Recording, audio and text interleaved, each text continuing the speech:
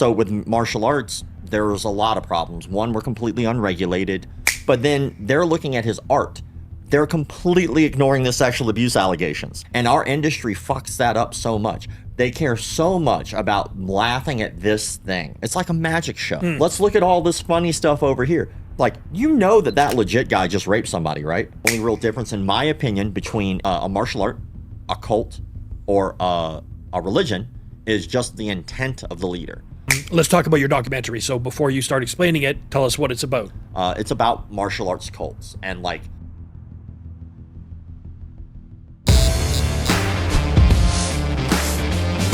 Introducing Rob from McDojo Life. Yo, that's me. How do you want to start this, brother?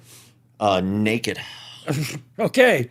So just a regular average show. Yeah, just a regular Monday, if you will. What the fuck is today? Is it Tuesday? It's Tuesday. Okay, a regular Tuesday. So let's start. Okay, so at the very least, because we're going to squirrel all over the fucking place, how did you start and why did you start McDojo Life? So I've been in the martial arts industry since I was 12 years old. It's all I've really known how to do. I mean, which is kind of fucking sad, but it's all I know how to do. It's my career choice, my path. And I got the shit beat out of me in school. Me too. It put me into that position of needing to learn how to protect myself. I was very fortunate. Me too. That's a story in itself. But when it comes to McDojo Life, I was teaching a jiu-jitsu class as a substitute that day. Oh. So I was a blue belt at the time. My instructor, who never calls in sick, the man is a machine. Roberto Quintero was the man, right? He's now like a jiu-jitsu coach for like 5 or 6 guys in the UFC and the PFL. Oh, nice. Like Kuba Kazuba is like, I think he's undefeated professional fighter in the PFL. He's like their champion and for that weight class. Yes. And so Roberto's legit, right? Love that dude. So And he's in LA? He's in Jacksonville, where I'm from. Yeah, nice. So, and I Florida again for the fucking win. Love Florida. God, it's amazing. Yes. Yeah. But anyway, now that, so I get a phone call from him. He goes, hey, will you mind teaching this class? And I was like, yeah, sure, why not? So I taught the class, and then after we rolled, and then it was a noon class. So most guys, they weren't in a rush to get back because they were either off for the day or they had a long break, so they had to leave or whatever. But a lot of people stayed. We started shooting the shit, and we got on the topic of McDojos. And there was a guy there. It was his first official class, and he was just sitting listening, right? He obviously not jumping into the martial arts conversation around a bunch of people who've been training for a while. Everyone left, and he stayed behind, and he goes, hey, man, I'm a little embarrassed. You guys were talking about something called the McDojo. Could you explain what that is? And then a McDojo has been a term been around longer than I've been alive. I mean, McDojo's been around forever. And so he goes, after I explained it to him, he goes, why doesn't anybody do anything about that? And I was like, God damn, that's a good question. And so I looked into it, and I tried to discover if there were checks and balances, because in the United States anyway, there are no regulatory bodies most places. So you don't need a background check. You don't need CPR. You don't need first aid. You don't even need to know martial arts. You don't need safe sport. You don't need cameras. Most places don't even have insurance. You need nothing to start a martial arts studio other than just saying, I'm a martial artist. And that's it. And so because of that, as I started to look into McDojos that night, I was just like down a rabbit hole. And I was like, I noticed people were complaining about a lot of things that were very semantical bullshit arguments, but no one wanted a solution. They were having so much fun making fun of it that they didn't really realize how bad the issue was. And as I started digging into it, I discovered like websites, like there was a whole website that some guy just made. And it was like the problem or the truth about martial arts at Weebly.com. He's like made his own website. And it's just story after story after story. I mean, hundreds, if not thousands, of people who had molested kids who were martial arts instructors, raped women, defrauded people. I mean, it was just a list of criminals. And I was like, holy shit. So I like thought about it, and I was like, maybe we should do something about this. And so the next day I started McDojo Life, just because I was like, a white belt question, a white belt basic day one question. I didn't realize it was around for that long. I started hearing it. Well, would be a while ago. It's just around the time when Steven Seagal started getting like found out. Dude, listen, man, I fucking started taking a keto because of that guy. I tried it for 6 months because his first couple movies are dope as shit. They're so good. Precisely why they're so good. Fucking, I had the ponytail like him and everything else. But when he started getting like, he ate the old Steven Seagal, and Yeah. people called it, people calling him names. That's when I started hearing it, but I didn't realize it was around for that long. Yeah, like Seagal is a creeper. And you know what sucks is his daughter is awesome. I didn't know he had a daughter. Yeah, Arissa LeBrock. So he, like, I think his wife at So the time- Kelly LeBrock. Yeah, like the weird science chick, right? That's right. Like smoking hot. Yes. Like, so how Seagal nailed that? I heard he used to beat her up too, though. Most likely. I don't know. I've never heard that. So Allegedly. I'm not gonna, yeah, hypothetically. But I know that his daughter is an amazing human being. Yep. She is awesome. She was doing wrestling and like she's gone into some acting stuff. Oh, and like nice. she's like a great person. Like but Seagal himself, my biggest problem with Seagal is he loves himself to fucking Oh, death. fuck. And when you start looking at interviews where he refers to himself as God, and like in the Buddhist sense, but Yes. still, that's still an arrogant thing to do. People make fun of Seagal like for his martial art, and there is some horse shit about his martial arts for sure. If you look back at his like early footage, there's a news story that came out, and I had posted that, and it's like him holding two people back with like his finger, and you watch that footage, you're like, nah, dog, that's not how that's gonna work.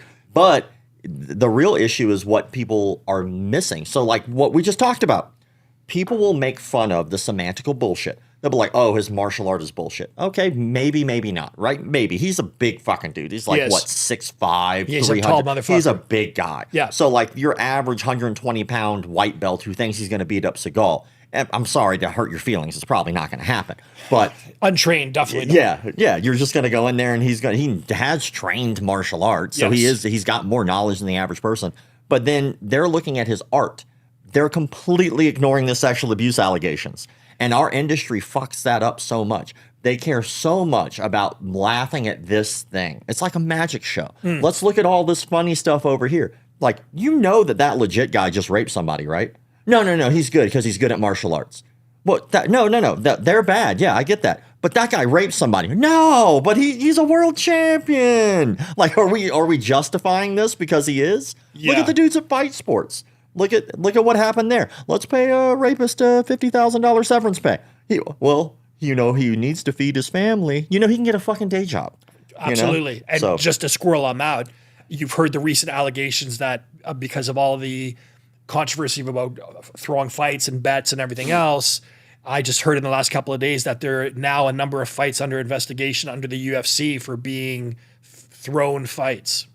Yeah, I mean, there was a lot of gambling issues even before this came out. I'm pretty sure there was a guy, I think his name's James Krause, if I remember correctly. And forgive me if that is not the correct name, but I do believe that he was under investigation for some kind of gambling issue. I know that people have always had issues with the coaches, not the coaches, the Refs.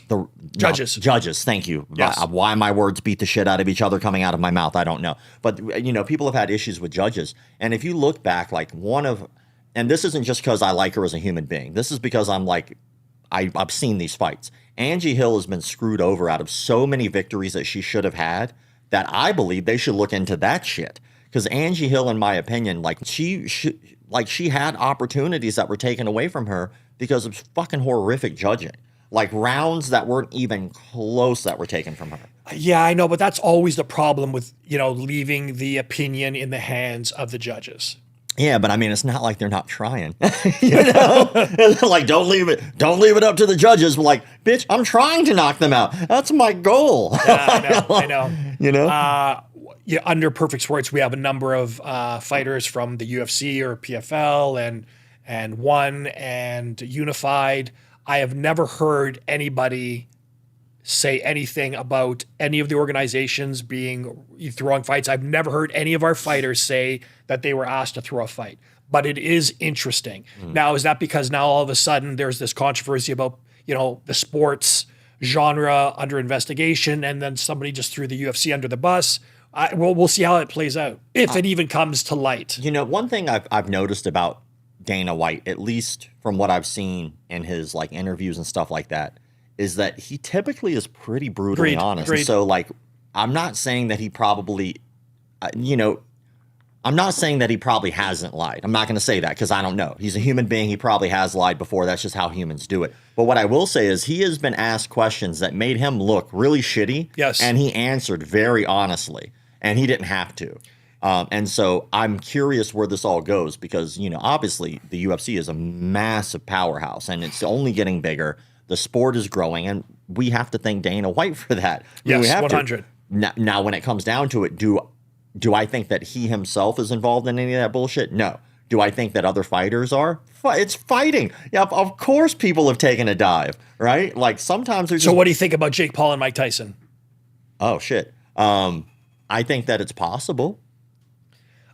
Dude, I just can't. I watched that fight because I really hoped Tyson was going to beat the shit out of Jake Paul, and I was so disappointed in that fight. And after that fight, I just refused to watch any of that guy's shit. Did you watch Tyson versus Roy Jones Jr.? Yep. Because Roy Jones Jr. was him and Lennox Lewis were my favorite boxers when I was coming up. I used to love the way that Lennox Lewis would use his range. And his length. He's a tall motherfucker. Yeah, and he would just kind of back out and just kind of always be out of the pocket. And people would overextend and he'd make them pay, except for when he got knocked out by Rockman. But he did get that back. So when I saw him get knocked out by Rockman as a teenager, I was like, no, what?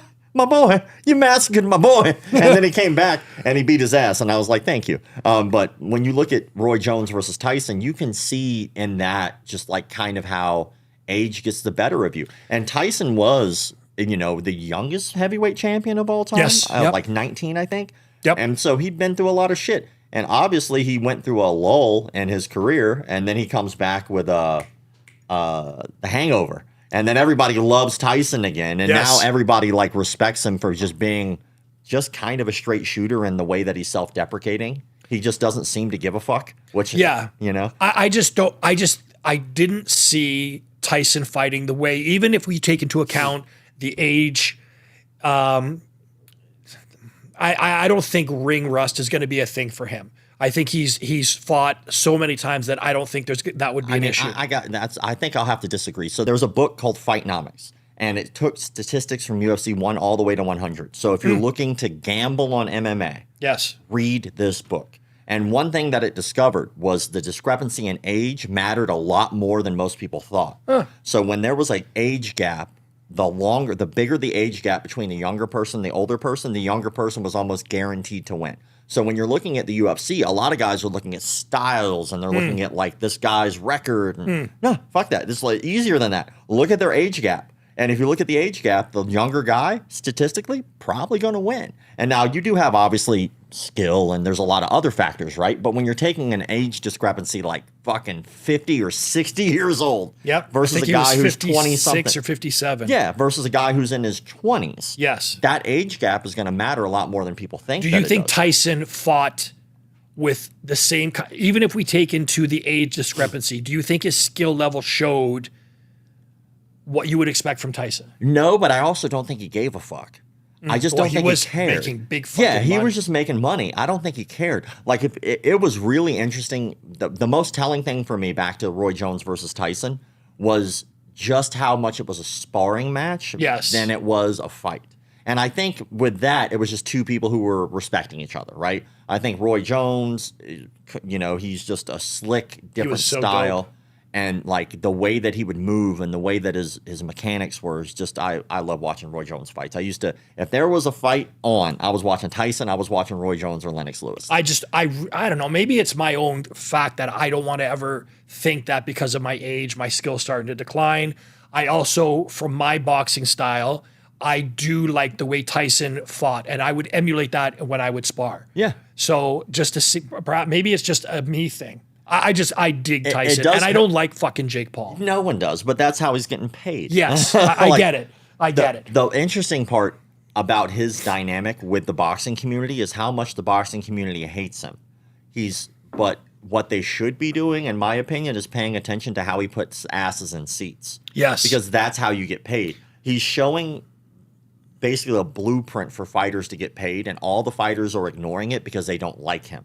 And you can not like somebody and still respect the game. So, like, if you look at the way that he worked, he wasn't like anybody else. He came in with already an audience. Yes. People already were interested in watching him do whatever the hell he was going to do. Yes. It didn't matter. Fighters are so busy worried about wins and losses, and they'll do well. And they'll be like 9-0, 8-0, right? They'll be coming up. And they'll be like 8-0 boxers, and they're like, oh, I'm the shit. Why aren't I getting this endorsement deal? Why aren't I getting this? Because you're not fucking entertaining. Like, that's it. Like, look at Clay Guida. Clay Yes. Guida is old as shit, but but he's entertaining. Yes. And he still does win from time to time. Like I Yes. saw him he was a grinder too. His wrestling is still fantastic. He still grinds dudes out. I saw him like completely dominate a dude. That was a few years back on a Stephen Wonderboy card, and he just ground this dude down with just good wrestling. And the 20-something-year-old kid was like, I have no fucking idea what to do. And he was just getting the shit beat out of him. And I was like, the old man wins, right? It feels good. But there is no Pai Mei. Like, there is no man on the mountaintop who's going to be like this ultimate kung fu master. Like, we all will have a peak, we'll have a plateau, and then we'll fall off. And that's just life. Now, luckily, with modern medicine, that peak and those plateaus can be a little higher than they used to be. Yes, and that plateau can last. On to that note, I'm actually going for stems and gene therapy. Oh, shit. Yeah. I mean, you're in good shape. Thank you. Yeah, I guess. I mean, you look like you're in good shape. Yeah. Well, I still train every day. That's dope. Yeah. Okay, so we scrolled all over the fucking place. Right? Okay, so let's go back to McDojo Life. Yeah. So I was introduced to your page simply because somebody brought it to my attention that you had posted something about the Russian martial arts Systema. Yeah. And I'm like, fuck me, I know that guy. I'm like, fuck me, I'm in that video. Here's the thing with Systema, right? I trained under Vladimir, and Vladimir was legit. And prior to getting into Systema, I had been training in Cali and Eskrima for about 5-6 years, which I fucking love Cali. Yeah. But any martial art that has you throwing a punch, not even that, like just throwing a punch like this and leaving it out there for someone to manipulate, doesn't fucking happen. Yeah. And that's, and then, on your page, you always get some motherfucker saying, well, I mean, they're training for technical work. This isn't real life. Okay, man, but if you're training for technical, and then when you get to real life, your technical goes out the window, how good is that art? I respect anyone who trains in a martial art. I respect anyone who does anything for physical effort. I started training when I was 15 in Shidoru Karate. And then I went to Taekwondo for a number of years. I was going to go fight. My instructor wanted to take me to the Olympics. And then from there, I went into, yeah, I know, but Taekwondo, like, again. Well, I mean, I think that there's a lot of misconceptions about what I do and my views on martial arts. And I think it's because people will look at the Instagram page on the one-offs. And I do it very specifically for a reason. When I started McDojo Life, it started on Facebook because Instagram wasn't even a thing yet. Okay. So how long has McDojo Life been around? Over 13 years. Oh, so it's been a long time. And I built it brick by brick, and I still do. I mean, shit, my Instagram just got taken down, so I'm gonna have to build that motherfucker back up. Hopefully not. But you start off with an idea of what you think that something's gonna be. And when you don't get given a blueprint, when something hasn't really been done before, you write in the fucking book as you go, right? I know. So I'm like, all right, well, fuck it. I guess I'll figure this out. And like, in order to fix any problem, you have to first define the problem. That's how problems work. So if there's a hole in the dam, I can't look at it and go, fuck, I don't know what to do. And there's a leak over here and just ignore the leak. Well, there's your problem. Fix the problem.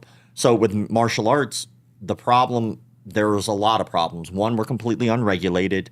People will argue that point too, which is really fucking stupid. Like, no, it's not regulated. People are like, what about USA Wrestling or USA Boxing? I was like, that's those sports. Those are regulating those individual sports, not owning a martial arts studio or a gym. There's nothing regulating that. And a lot of places around the world, but that's a problem, right? So, okay, there's one problem. What else is a problem? So do you think that's a problem because you're having people with no credibility or no actual sense of skill teaching? No, it came down to 5 problems that I found. What I call the 5 rules of the page, right? Okay. 1, you shouldn't sexually abuse your students, right?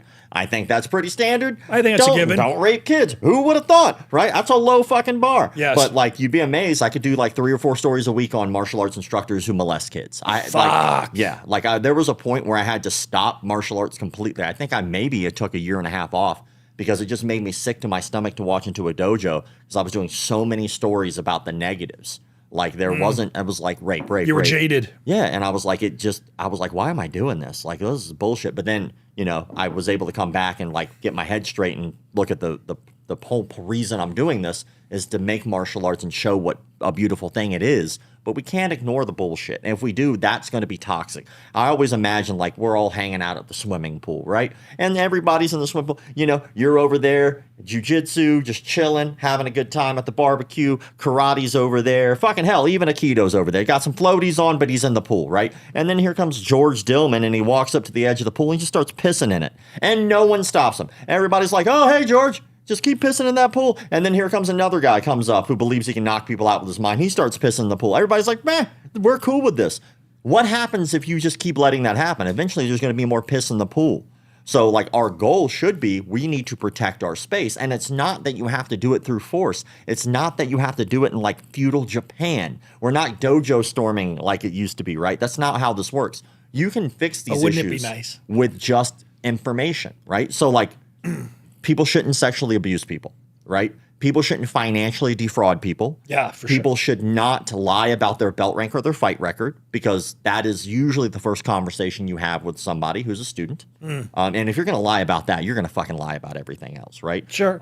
People shouldn't run a cult or abuse their students physically because, like, how good can I possibly be if I'm injured in the dojo and then I have to defend myself on the street? Yes. If you are breaking my arm in the dojo and now I have a cast on, I don't get to pick and choose when I defend myself. So now all of a sudden I'm in a gas station, some shit goes down. I'm like, fuck. Like, I'm just going to get beat up. Like, I'm not better because you beat me up. I'm better because you made me more skillful. And I think that when a coach can't make you more skillful, they try to make you more tough. And that's usually the red flag, right? And then the final one. Or they do it because of their own ego. Ego is a big one too, you know? And then, you know, the final one is so sexual abusing, physical abuse, financial abuse, lying about your belt rank or fight record, or mislabeling technique, which is like, you know, you can't knock me out with your mind, right? Not a fucking thing. Not going to happen. But also, if someone's teaching cardio kickboxing, who gives a fuck? If that's what makes you happy and you need a gastric bypass, you lose 30 pounds to cardio kickboxing. Are you a great kickboxer? Probably not. Are you better than you were when you started? Probably if you have a good coach, right? Yes. Are you going to be a kickboxing champion? Absolutely not. I 100% agree with you. I have no issue because there was that Billy Blanks guy who came out with his Thai bow. Yeah, and he was legit too. And I remember one of the interviewers saying, you know, I enjoy the workout and I feel good knowing that, you know, if something happens, I can take care of myself. And in my mind, I'm like, bitch, no, you're going to get fucked up. No, you can't. Right? Yeah, that's the mislabeling. Right, cool. And it's okay if you want to go do acrobatic kicking. It's okay if you want to do Aikido. It's okay if you want to do any of those things. But understand what it is you're studying. Exactly. And like, you know, when I look at like some of the most influential martial artists of our time, they weren't fighters. So like, I think that people put so much emphasis on legitimacy through combat that they forget there's legitimacy in other ways. They forget that there's legitimacy in being a good coach who makes someone lose weight. Because isn't the whole point to defend ourselves? Well, sometimes you need to defend yourself from yourself. Sure. And if you've ever been like a fitness coach, you understand that there's a lot of people out there who are fucking killing themselves because they don't have the discipline to not. So they'll overeat. They have to go to a doctor. The doctor says, yo, you need to lose 30 pounds to get this gastric bypass or you're going to die. Yep. And then you go to a martial arts studio and that studio does not listen to your wants and needs. That's not a good coach. If the coach is like, you're going to go compete. It's like, well, I only want to lose weight. I don't want to compete. And they wind up getting injured trying to compete because you're pushing them to do some shit they didn't want to do in the first place. Then they stop because of an injury. They're not going to lose the weight. That's but right. if you look at them and go, all right, let's figure out something that we can do to guide you, to make you better. They lose 30 pounds. They get a gastric bypass. You saved their life. Yes. Isn't that your job? Yes. So like, that's what bothers me with martial arts is I think so many people put so much emphasis on does this work on the street? They forget that there is like the Power Rangers.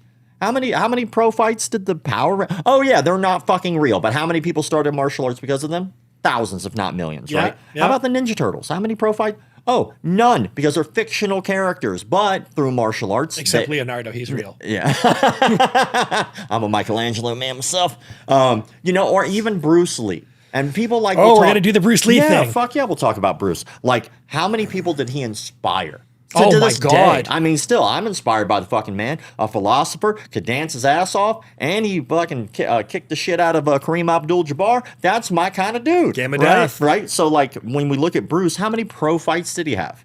None. Not one professional fight. The only thing people talk about with Bruce is that event he did, I believe it was in California, Long Beach. Yeah. Like, and again, that's not a pro fight. No. So like a lot of people. He was demonstrating. Exactly. He did and that's not a bad 1-inch thing. punch. And for sure, Bruce Lee was my fucking idol. He's still the man. And like, he's the standard for when people want to like become a stunt performer. They want to become a martial arts actor and stuff like that, which is also legitimate. You want to hear something real fucking ironic that cracks me up? So like, people will talk shit about kata, right? People talk shit about kata. Yeah, I hate it. Yeah. So watch this point. So people talk shit about kata. The only thing that makes kata different from shadow boxing, in my opinion, which John Hackelman will rip my ass up for this. I can see this. Okay. The only difference is something called bunkai. When I'm shadow boxing, I'm punching and kicking in the air. Yes. I'm simulating technique in the air. Yes. I'm not simulating typically grappling. Sometimes I might for a knee or whatever, but I'm not doing anything else. And in karate, the reason that people don't like kata is because bunkai is very interpretive to the individual teaching it. So people will be like, this is an out block. I'll be like, no, the fuck it's not. This is me wrenching an overhook so I can kind of get your arm out of socket when I'm like trying to standing Americana.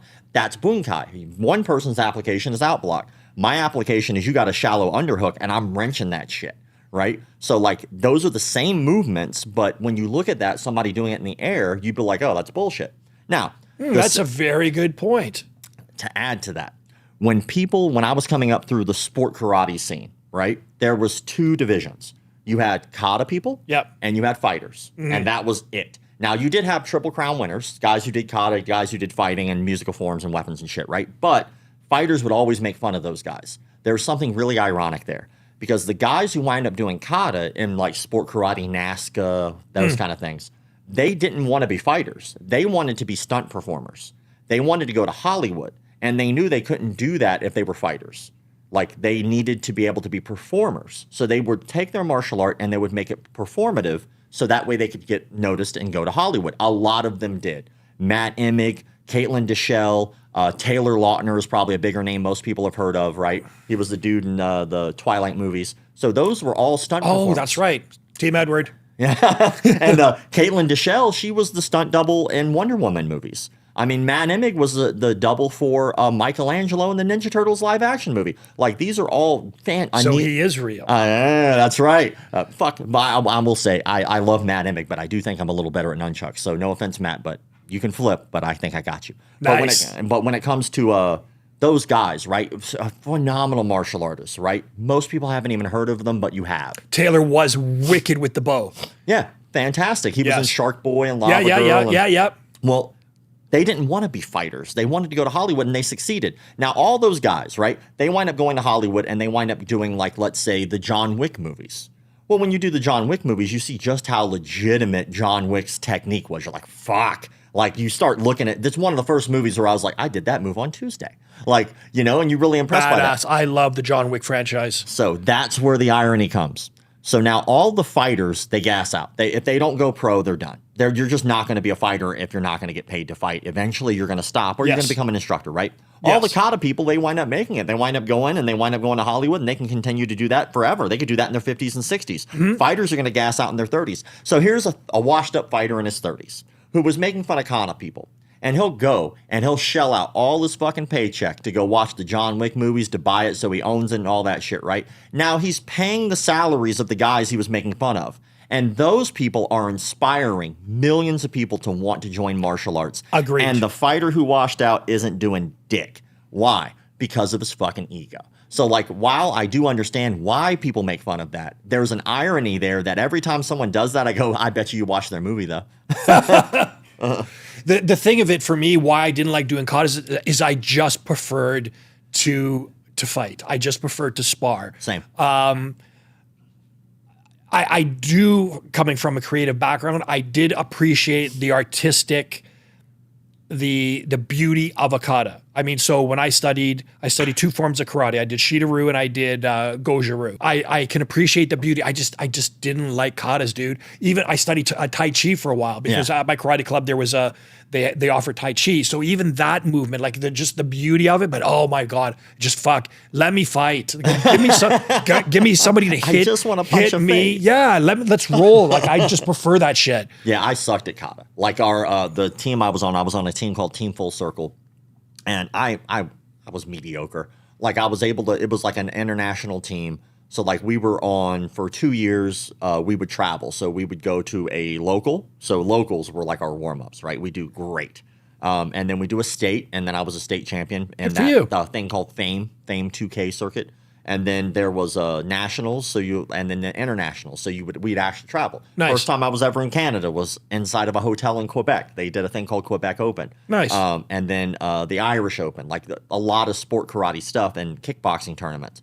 So when I would go, I would be able to travel and go to all these different places, and I'd fight local, great, state, great, national, international, mediocre, and I would get the fuck beat out of me, right? And I was like, no.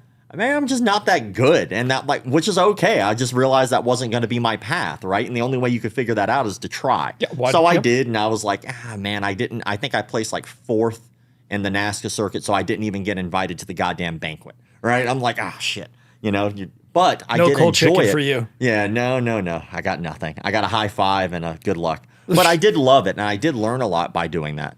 And I think that it's okay to fail. It's okay to be mediocre. It's okay to understand your spot. And if I would have gone that path, I wouldn't have been able to do McDojo Life because I would have gone a different route.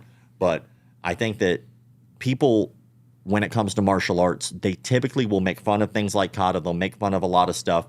And they'll do it without really processing the whole why.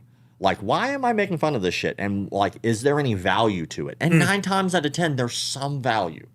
But sometimes I look at the internet and I see comments on certain things, and people will be like, oh, why do you keep making fun of Aikido? And I'm like, first of all, I'm not, motherfucker. Like, I'm asking a question. Like, almost every one of my posts has one statement. It doesn't say my opinion 9 times out of 10. Okay. And I let other people comment. I have my own opinion. And if people ask me, I'll give it. But I want to see what other people have to think. I want to learn. Here we go. Aikido, what's your opinion?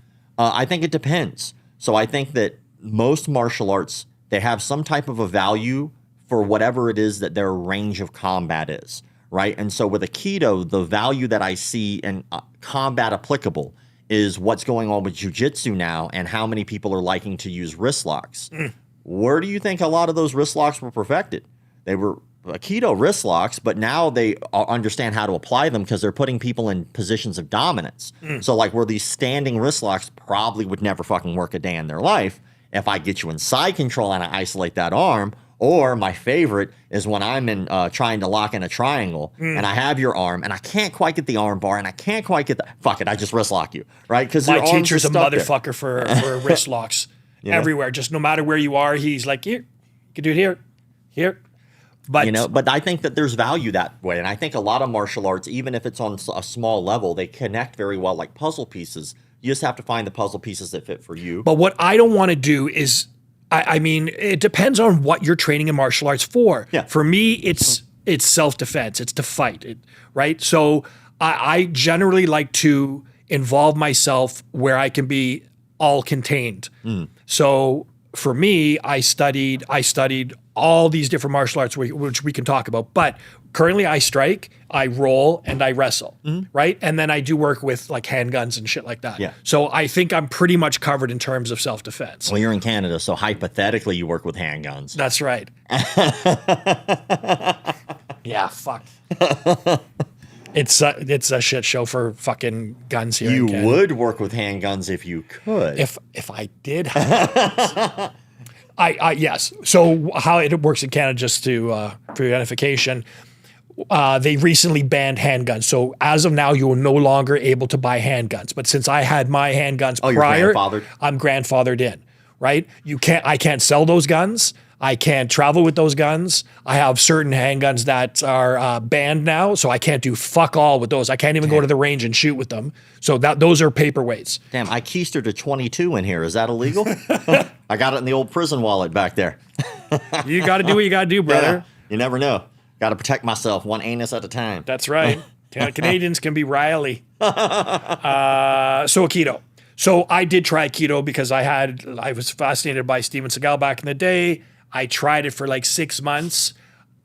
What I don't like, I think every art has merit. What I don't like, and I've experienced this, is sometimes you get your students having this fucking, oh my God, the sensei is just the end all and be all. And that leads to that cult following. That leads to you not being able to think to yourself. And unfortunately, I think there are some instructors that take advantage of that. Yeah. Right? I also don't like these willing students that just, I see it on your page all the time. Like someone will come up and they'll go like this, and all of a sudden they're flying in the air. And you put one on where there was a woman doing I think some kind of throw, and you had this overweight, she was a yellow belt. She ran to the teacher missed, and she just walked off like that. I think you need to be realistic in what you're training. And I do believe there are some people that like to say they're training in martial arts just to say they're training. They don't want to get hit. They don't want to work very hard, but they just want that sort of that hobbyist mentality or the ability to say, oh, you train in martial arts? I train in martial arts too. My first instructor, Master Lee Barton, and I wrote a book about my childhood, and I used to fight in nightclub bars when I was 14 all the way up until I was like 22, 23. Good for you. We used to do the thing called patron boxing. So they'd set a ring in the middle of a nightclub, and they would let anybody get in and fight. Fucking and so USA, dude. You would go, like, they don't do it anymore. It's illegal as fuck now. But, back then, you could just do it. And so, but like my instructor, like he had a saying, and he said, some people want to be champions. They want to wake up, eat, sleep, and breathe being a champion. Yep. And some people want to feel like champions between the hours of 7 p.m. to 8 p.m. on Tuesdays and Thursdays. And so I think there's a lot of people. Fair. There's a lot of people who just want to feel that. I don't think there's anything wrong with that, but I think it all boils down to honesty and integrity with your instructor. And with yourself. Yeah, well, I think that's also true. I think there are people who might be a little deluded, but I have this debate with a guy named Icy Mike. And I love Icy Mike. He runs a page called Hard to Hurt. Oh yeah, I know the guy.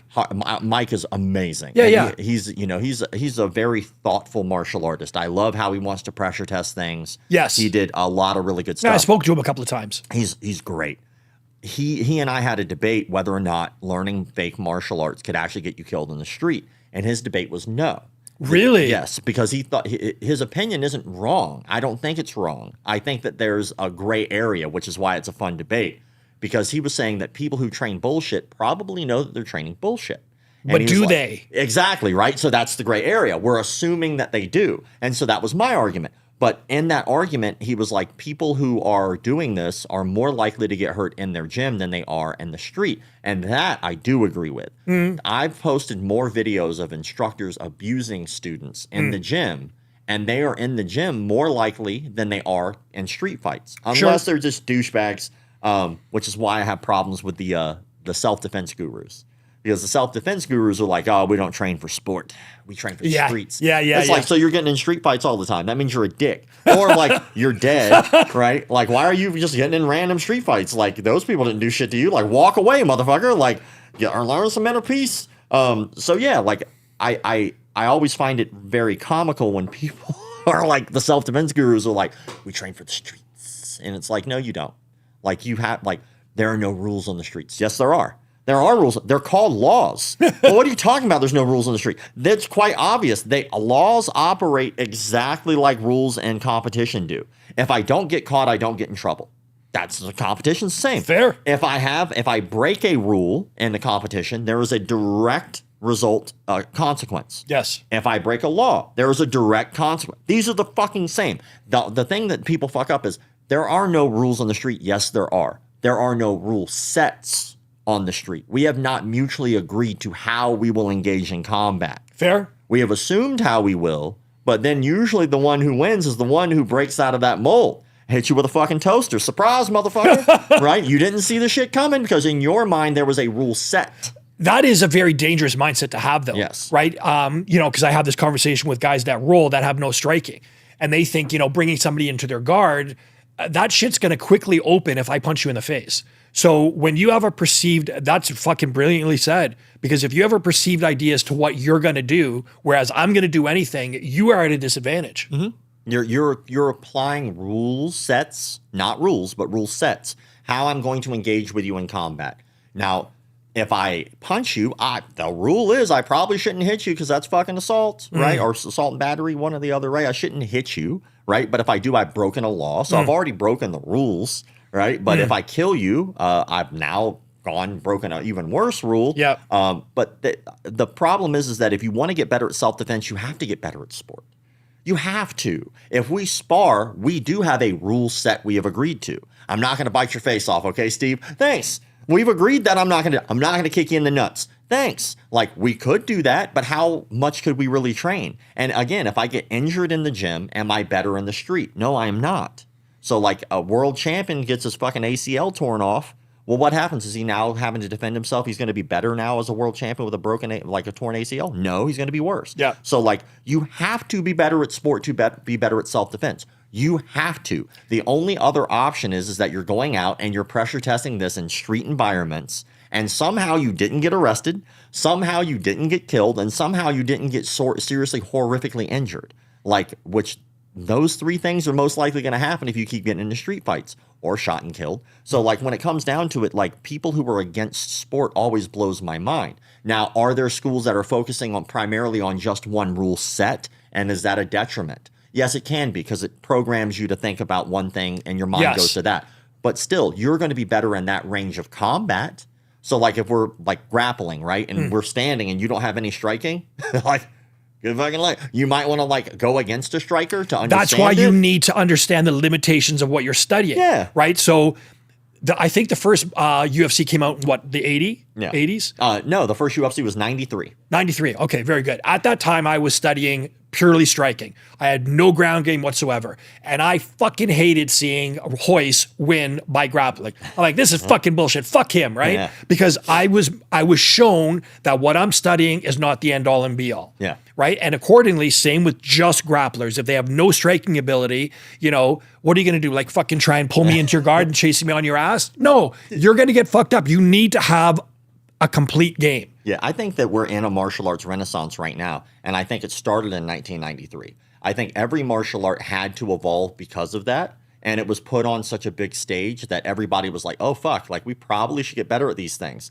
And it's really interesting how the martial arts has evolved. Like, if you look at people who make fun of karate, people will make fun of karate in general, but they forget Bas Rutten's a Kyokushin black belt. Kyokushin's badass, though. GSP's a Kyokushin black belt. Yes. Stephen Thompson is a Shotokan black belt, I do believe. Michael Venom Page is a sport karate guy who crushed Cyborg's skull with a flying knee. Who else? We got guys like Raymond Daniels, who's a phenomenal striker. Lyoto Machida. So like Lyoto Machida. The list goes on of karate guys. And even if you look at Conor McGregor's footwork, very karate, wider stance. Yes. Good head movement. So like, people make fun of it they'll just do it as a blanket statement because other people did that. Look up how many Taekwondo black belts were UFC champion holders. I think if I remember, it was 16, 17 the last time I checked, if not more. Stunning kicks. Yeah, right? So like, it's about the effectiveness of the range of combat. So like, if you look at like the grand scheme of things, like if you look at like the way Dan Inosanto kind of like breaks it down, you look at like JKD 4 ranges of combat, I believe there are 5. Because I think it always starts off with projectile range.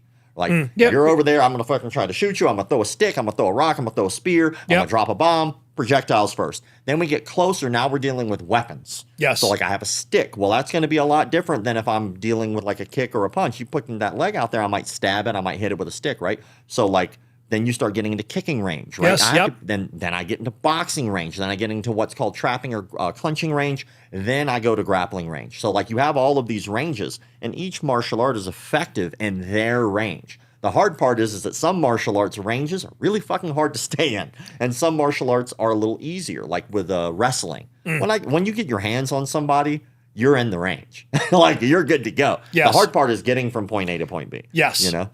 Yes. That's where the other arts come in. They help you That's with those right. puzzle That's pieces. why I think you need to have skill sets. You don't have to be master of all of them, but you need to be aware. If you're striking with someone, you need to know exactly what you're going to do, right? You know, and one of my instructors says this: when you are focusing predominantly on just sport, right? And I just mean tournament fighting. We are diluting what martial arts is about. We are diluting the fact that it is a martial art. It is a self-defense application. And for me, I've always been aware. I've always concerned myself with what is the limitation of what I'm doing. Because if you're not, once you get into that range that you're not comfortable with, and that guy's comfortable in that range, you're fucked. Yeah. So if you look at like jiu-jitsu, nothing really changes much for your self-defense from sport jiu-jitsu to... That's why I love jiu-jitsu. Yeah, it's nice, right? Not much changes. You can go almost 100% and still like get out of it fairly unscathed, right? I still get fucked up, but it happens, right? But the only thing that really changes if you're doing just sport jiu-jitsu as opposed to self-defense is you just add one thing. If jiu-jitsu, I need to secure the takedown, which sometimes you don't even need to do that. Every time I've ever had to defend myself, it ended with standing rear naked choke. So like, secure, you really position, submission, or position, transition, submission, right? It's the old rule of thumb. I need to get a dominant position over you. If I'm in a position now and that's not dominant, I need to transition to a better one. And that might be secure a takedown. That might be just getting your back standing, whatever that is. Once I've transitioned enough to get to the dominant position that I need, now I start working on submitting you. And most of the time you've done that by the time you even get to choking them or breaking something. You've already broken their will with the position itself. Like a hot stove. Trying to get somebody off of you who doesn't want that, who's really good at securing a dominant position, sucks ass. It's the fucking worst, right? The only thing you add to that in self-defense is don't get hit. So like, all right, I need to not get hit while getting a good position, transitioning, and submitting you. Yeah, fair. Right? That's the only thing that changes. And that could be not get stabbed. That could be not get shot. I'm still trying not to get hit with an object, whether it be your fist or a weapon. Agreed. So those are really the only things that changes. Like when you're looking at boxing, you know, it's like, I don't want to get hit. I want to hit you. Yes. Right? And there's only 4 outcomes of a striking engagement, which is really fun when you break it down. I hit you, you hit me. We don't want that. No. Right? Whoever hits whoever the best wins that, right? Yes. I hit you, you miss me. I would love that, right? Yep. You hit me, I miss you. I don't want that, but you would love that, right? Yep. We both miss, I'll take it. Right? Those are the only 4 outcomes of a striking engagement. So whenever you're dealing with boxing, kickboxing, those are always going to be those outcomes. When you start adding something like jiu-jitsu, it's a completely different beast now. Mm-hmm. So now your self-defense isn't, not only do I need to get hit, I also not need to get taken down. Yes. You know, like, and if you're in jiu-jitsu, if you get taken down and you already are aware of jiu-jitsu, you getting taken down really isn't that big of a deal. And you can see that in like MMA where guys are avoiding taking certain people down because they're like, fuck that. I know what's going to happen when I get down there. Right. Yep, I agree. And again, that's why you need to be self-aware as to where you're weak. Now, you can either use that time to improve where you're weak, or so for a time when I was striking, I would focus on what one of my coaches would call anti-jits or anti-wrestling. Okay. So I would know enough to stop you from playing your game so I could play mine. But then I just got involved in jiu-jitsu again and started studying that again. And now I'm just like, okay, wherever we're going to dance, we're going to dance. You just reminded me of a video. So we kind of touched on George Dillman. Yes. Like, so I want to go back to that good. So, because I bought that motherfucker shit. Oh my God. His videos. So there was one video I fucking love. And it's so funny. Every once in a while I have to post it. So he did like a seminar, and he used to do seminars all the time. I forgot what he would call them, but it was him and like 2 other guys. One was like a legit stick guy, and then the other was a small circle jiu-jitsu guy. I don't remember his name. Oh, yeah. Yes. So like I don't remember their names off the top of my head, so I apologize. But neither here nor there, the real bullshit artist was Dillman, right? And they used to go travel, do seminars together. And at the end, Dillman would have his instructors show knockouts, right? And so he'd, at the end of almost every one of his videos online that are seminars, you could see his instructors one at a time lining up to show the master how they figured out a new way to knock someone out with pressure points. And one is fucking hilarious. And I actually talked to the guy who got knocked out. So a guy gets pulled out of the audience. He was there for one of the other 2 guys' seminars. Okay. And he was like, okay. The guy was like, we're going to do a defense against the takedown. And the guy's like, what I'm going to do is I'm going to hit the guy's back in these pressure points. It's going to knock him unconscious, right? And so he hits the guy's back, slaps the guy's back during like obviously not a legitimate takedown. The guy's just kind of bent over holding his legs, and he gets knocked out. I post this all the time because at the very end of that clip, a guy goes, is that like an anti-Gracie move? And everyone laughs like they know how to beat fucking jiu-jitsu with that technique, right? So that guy who got knocked out writes me one day on Instagram. He's like, hey, man, that's actually me in the video. Do you want to talk about how that actually worked? I was like, get the fuck out of here. That's awesome. So like, I was like, please tell me. He's like, first of all, he's like, that is me in the video. I am knocked out. He goes, but it wasn't a true knockout. It was actually like a flash knockout. And he was like, what the guy was explaining was actually bullshit. It's very much a magic trick.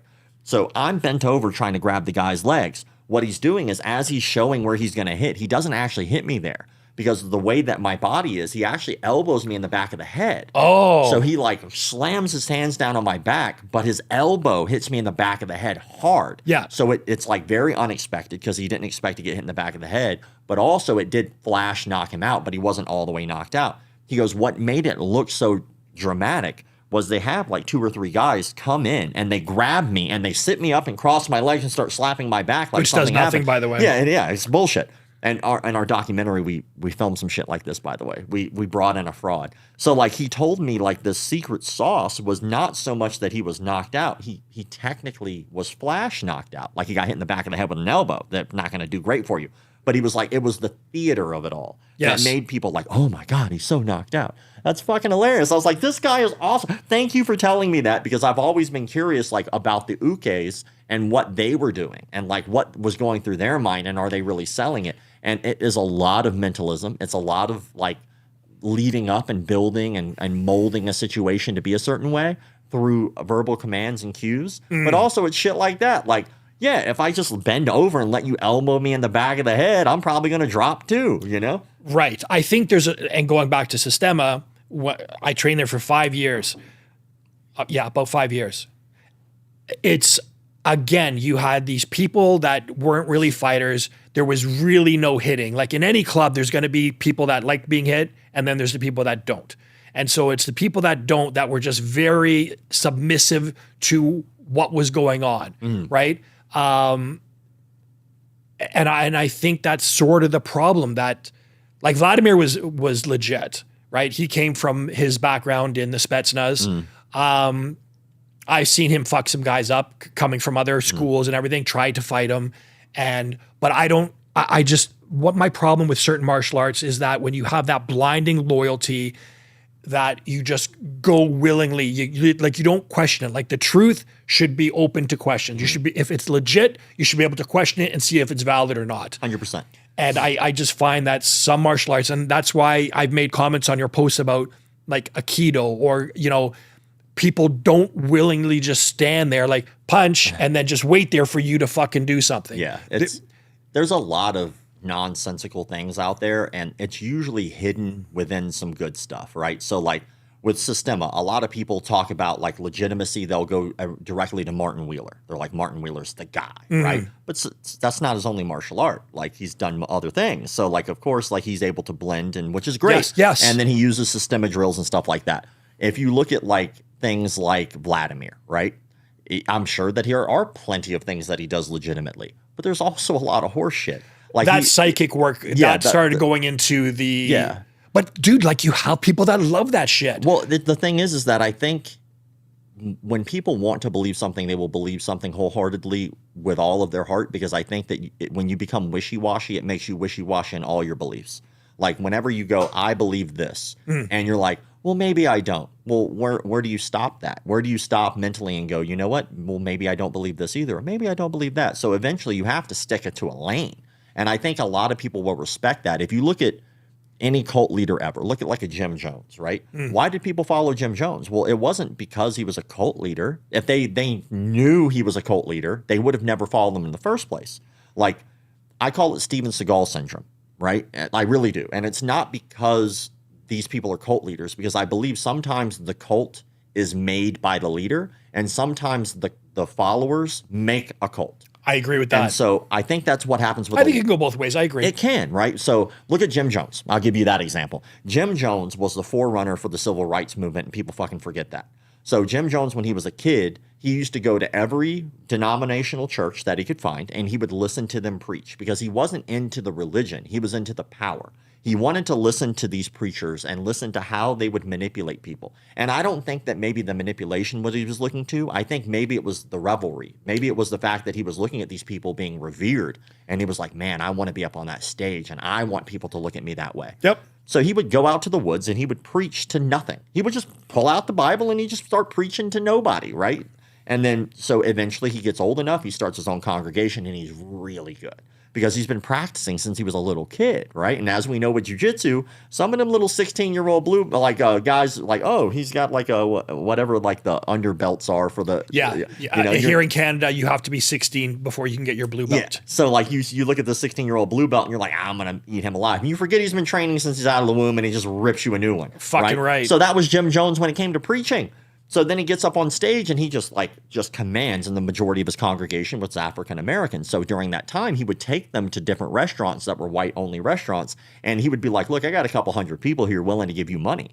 So either you could let us sit down and eat here, or we're just going to give our business to somebody else. And so slowly but surely, all of the restaurants were like, well, fuck it. We're just going to let everybody come in because it's good money. Yep. Right. Yep. And so that he was able to do that, which is an amazing thing. Agreed. But somewhere along the line, he discovered cocaine and the fact that he could fuck his congregation. And he just started doing that.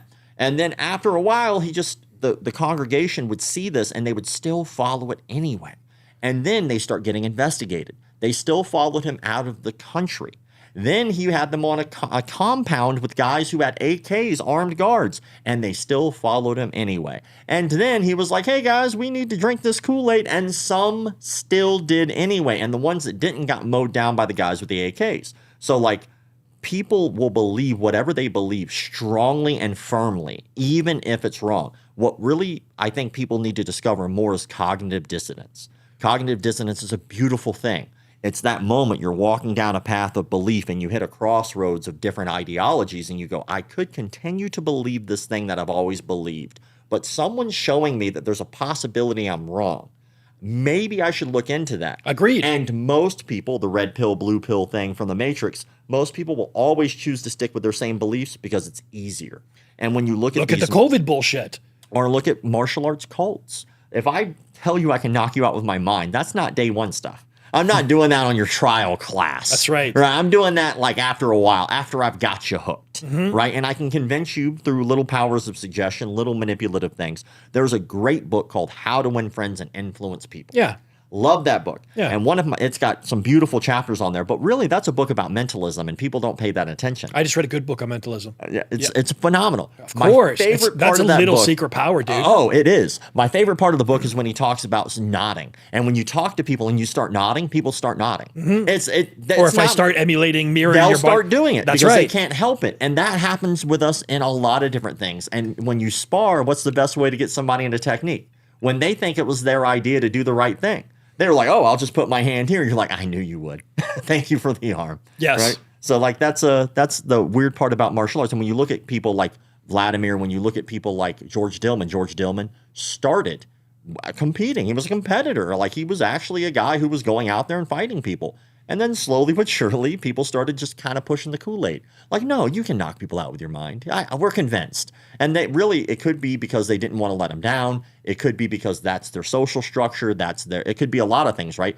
It also could be they wanted to be the next in line to have that power, just like a Jim Jones did. So, like, I think. I mean, that kind of power is intoxicating. It can, right? Yeah. As soon as, like Spider-Man says, with great power comes great responsibility. And once you've gotten that kind of level of reverence, that kind of power, it's very hard not to let it corrupt you. Yeah, and it's sad. Go back to Steven Seagal's first couple movies, right? You look at this dude, he was an Aikido teacher. Maybe he was a douchebag before that. I don't fucking know. But ultimately, eventually he started doing some shit that was really shady. How many people in his circle were like, yo, dude, you got to cut that shit out, man. Like, I like you. I care about you, but you're becoming a dick. And if he didn't have those people in his life keeping him in check, and he only had people pushing him like, I want to be, no, don't worry about them. Let's go to the bar. Don't worry about him. You could still keep buying me meals. You could still, I would still want to hang out with my celebrity friend. Those aren't friends. And when you have a group of people in a martial arts environment, it's already set up to kind of be culty. There's already a hierarchy when you walk in. Yes. There are already rules. And if you really want to look at something really fucking creepy, look at the Catholic religion backed up to martial arts, right? Like if you walk into a Catholic church, right? And I'm not Catholic, I'm agnostic. There's a bunch of shit I don't fucking know. I'm open. So if you if you walk in, sometimes at Catholic churches, I've noticed there's a bowl of holy water, and you'll see, for lack of better words, people anoint themselves there. That's right. Then they'll walk up to the pew, and then sometimes they'll take a knee at the pew, they'll do the same. Sometimes there's no holy water, they'll just do it at the pew, or sometimes you just don't even have to do that. Well, if I walk into a martial arts studio, some martial arts studios make you bow at the door. Some make you bow at the mat. 10th Planet doesn't make you bow at all, right? So like that's really similar. Okay. When I get there, I'm in a group of people and we're all sitting down listening to one person give us instruction. Well, in a martial arts studio, we're all sitting around listening to one person give us instruction. When in a Catholic mass, behind the preacher, there is either a picture, a statue, or stained glass of Jesus Christ, right? And in most martial arts studios, behind them on the wall is usually a picture of all the masters who came before. Yes. Right? And then when you're dealing with like Catholic mass, at one point in Catholic mass, people will stand up, peace be with you. Oh, peace be with you. At the end of almost every martial arts class I've ever been to, hey man, great job. That was a great class. Yeah. So like, what's the real difference here? The only real difference, in my opinion, between a martial art, a cult, or a religion is just the intent of the leader. So like the intent of a martial arts instructor should be to make you better at self-defense or martial arts in general, even if it's not practical self-defense. The intent of a religious leader should be to teach you and help you with your religion and inevitably make you a better person, make you better in some way, shape, or form through this religion, right? Yes, fair. But a cult, it's all about the leader. And like our martial arts, it's not about me as a coach. It's about you. Even the word sensei just means the one who came before. Yep, that's right. Who did I come before? Just all of you guys. So it's still about y'all, right? Even in the title. And then like a preacher, it's all about you. I'm sacrificing my life to give to you because I want you to be better. But in a cult, it's always about the leader. So if you look at any religion, if you look at any martial art, if you really want to know if it's a cult or not, who's benefiting the most? And if it's the leaders benefiting the most, you're in a fucking cult. So if I go to an instructor and I ask a question that's going to benefit me and they say no, it's probably time for me to leave. If I go and I say, hey man, there's a seminar over here at another studio. Is it okay if I go? And they go, no. Well, fuck you. I'm a grown man. I'm going to go anyway. But now I know you're a piece of shit and I'm just going to leave. You can't tell me what to do outside of this facility. I am paying you for a service. Like if you think you're going to manipulate or control me outside of this, you can suck a dick. Like I'm going to do what I want to do because I'm a grown man. And like, if you're going to be respectful, the best thing you could do as a martial artist is say, you know what? When you go, dude, have a great time. Shit, I might fucking go too. And then when we come back, teach me some of the stuff you learned. Because I know I don't know everything. They might know some shit I don't. That's right. What a good coach does. Yes. If you're ever at a gym and they tell you don't go to another gym, you're in a cult. You're not in a fucking gym. They're manipulating you. Or that guy's just ego is so fucking big that they can't stand that other people might know some shit that they don't fucking know. I've seen that too. Ever heard the gauntlet? Oh, yeah. Right? We don't do that at my club. That's probably for the best because that's fucking weird. That's weird. Like they call that flagellation in every cult. Look up flagellation on Google under cults. Say cult flagellation. And that shit will just stack. And Christians love that shit. You'll see how many cults did flagellation, which is just basically getting whipped. And then sometimes you have self-flagellation, which is like real fucking crazy. But like people will talk about like it not being a cult. And then imagine we're at like the office. And for anybody who doesn't know what the gauntlet is, it's basically everybody, someone who gets promoted. Yep, new belt. And then everybody will line up on either side of the room. And that person has to walk. Sometimes they do it shirtless. And they'll just walk down the middle of this aisle while everybody whips the shit out of them with the belt, right? Imagine applying that to any other thing, right? We do that here, that perfect sports like, stuff. oh, Steve just got a promotion. Hey, everybody, let's come on in here. Yeah, take off your belts. All right, Steve, come on in. We're going to whip the shit out of you. That's Steve right. Congratulations, Steve. Yeah, Steve would be like, kiss my ass. You can keep the promotion. I'm not doing that shit. But that's a sane human being. It is. I've always thought to be weird. Yeah. That's fucking weird. And the people who defend it are always the funniest because they're the people who went through it. Yes. And so they won't allow themselves mentally to go, yeah, that was kind of fucking weird. That was fucked up. Yeah, they'll go, oh, it's a rite of passage. No. Jiu-jitsu itself is the rite of passage.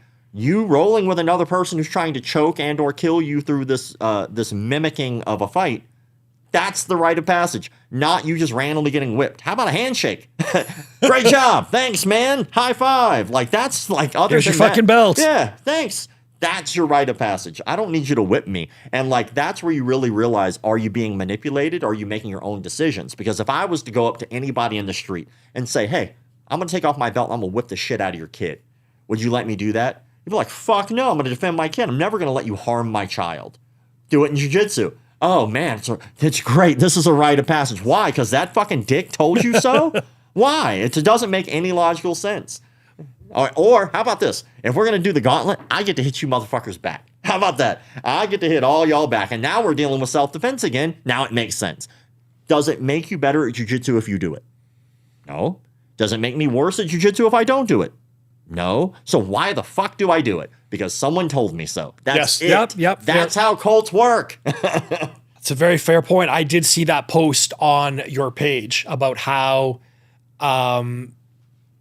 you posted something with the gauntlet. You asked people what their thoughts are on it, and you did have a number of people saying that it was the rite of passage. It was, but the thing is, it's that's what they know, right? And I think there is a certain amount of practitioners that don't question anything. And my point is, you should be able to question everything. 100%. I think that no matter what it is, we should be able to question. I think that's how we grow as human beings. And if we're dealing with something as important as martial arts, which I have an opinion that maybe people don't agree with. I don't know, but I don't really give a fuck. I think that violence is just as important as swimming, and it's as least important as swimming, right? 100. Do I need to know how to swim right now? No, that would make me fucking weird. If I just started trying to, hey, I gotta go to the bathroom, and I just tried to swim to the bathroom on this floor, you'd be like, that guy's fucking weird, right? Because I don't need to know how to swim right now. 99% of my life, because it's not involving water, I don't need to know how to swim. But if you toss my ass in the deep end, I damn sure better know how to swim or I die. Fighting is the same. Do I need to know how to fight right now? No. I don't know. We can get heated right now. Yeah, we're just shit might go down.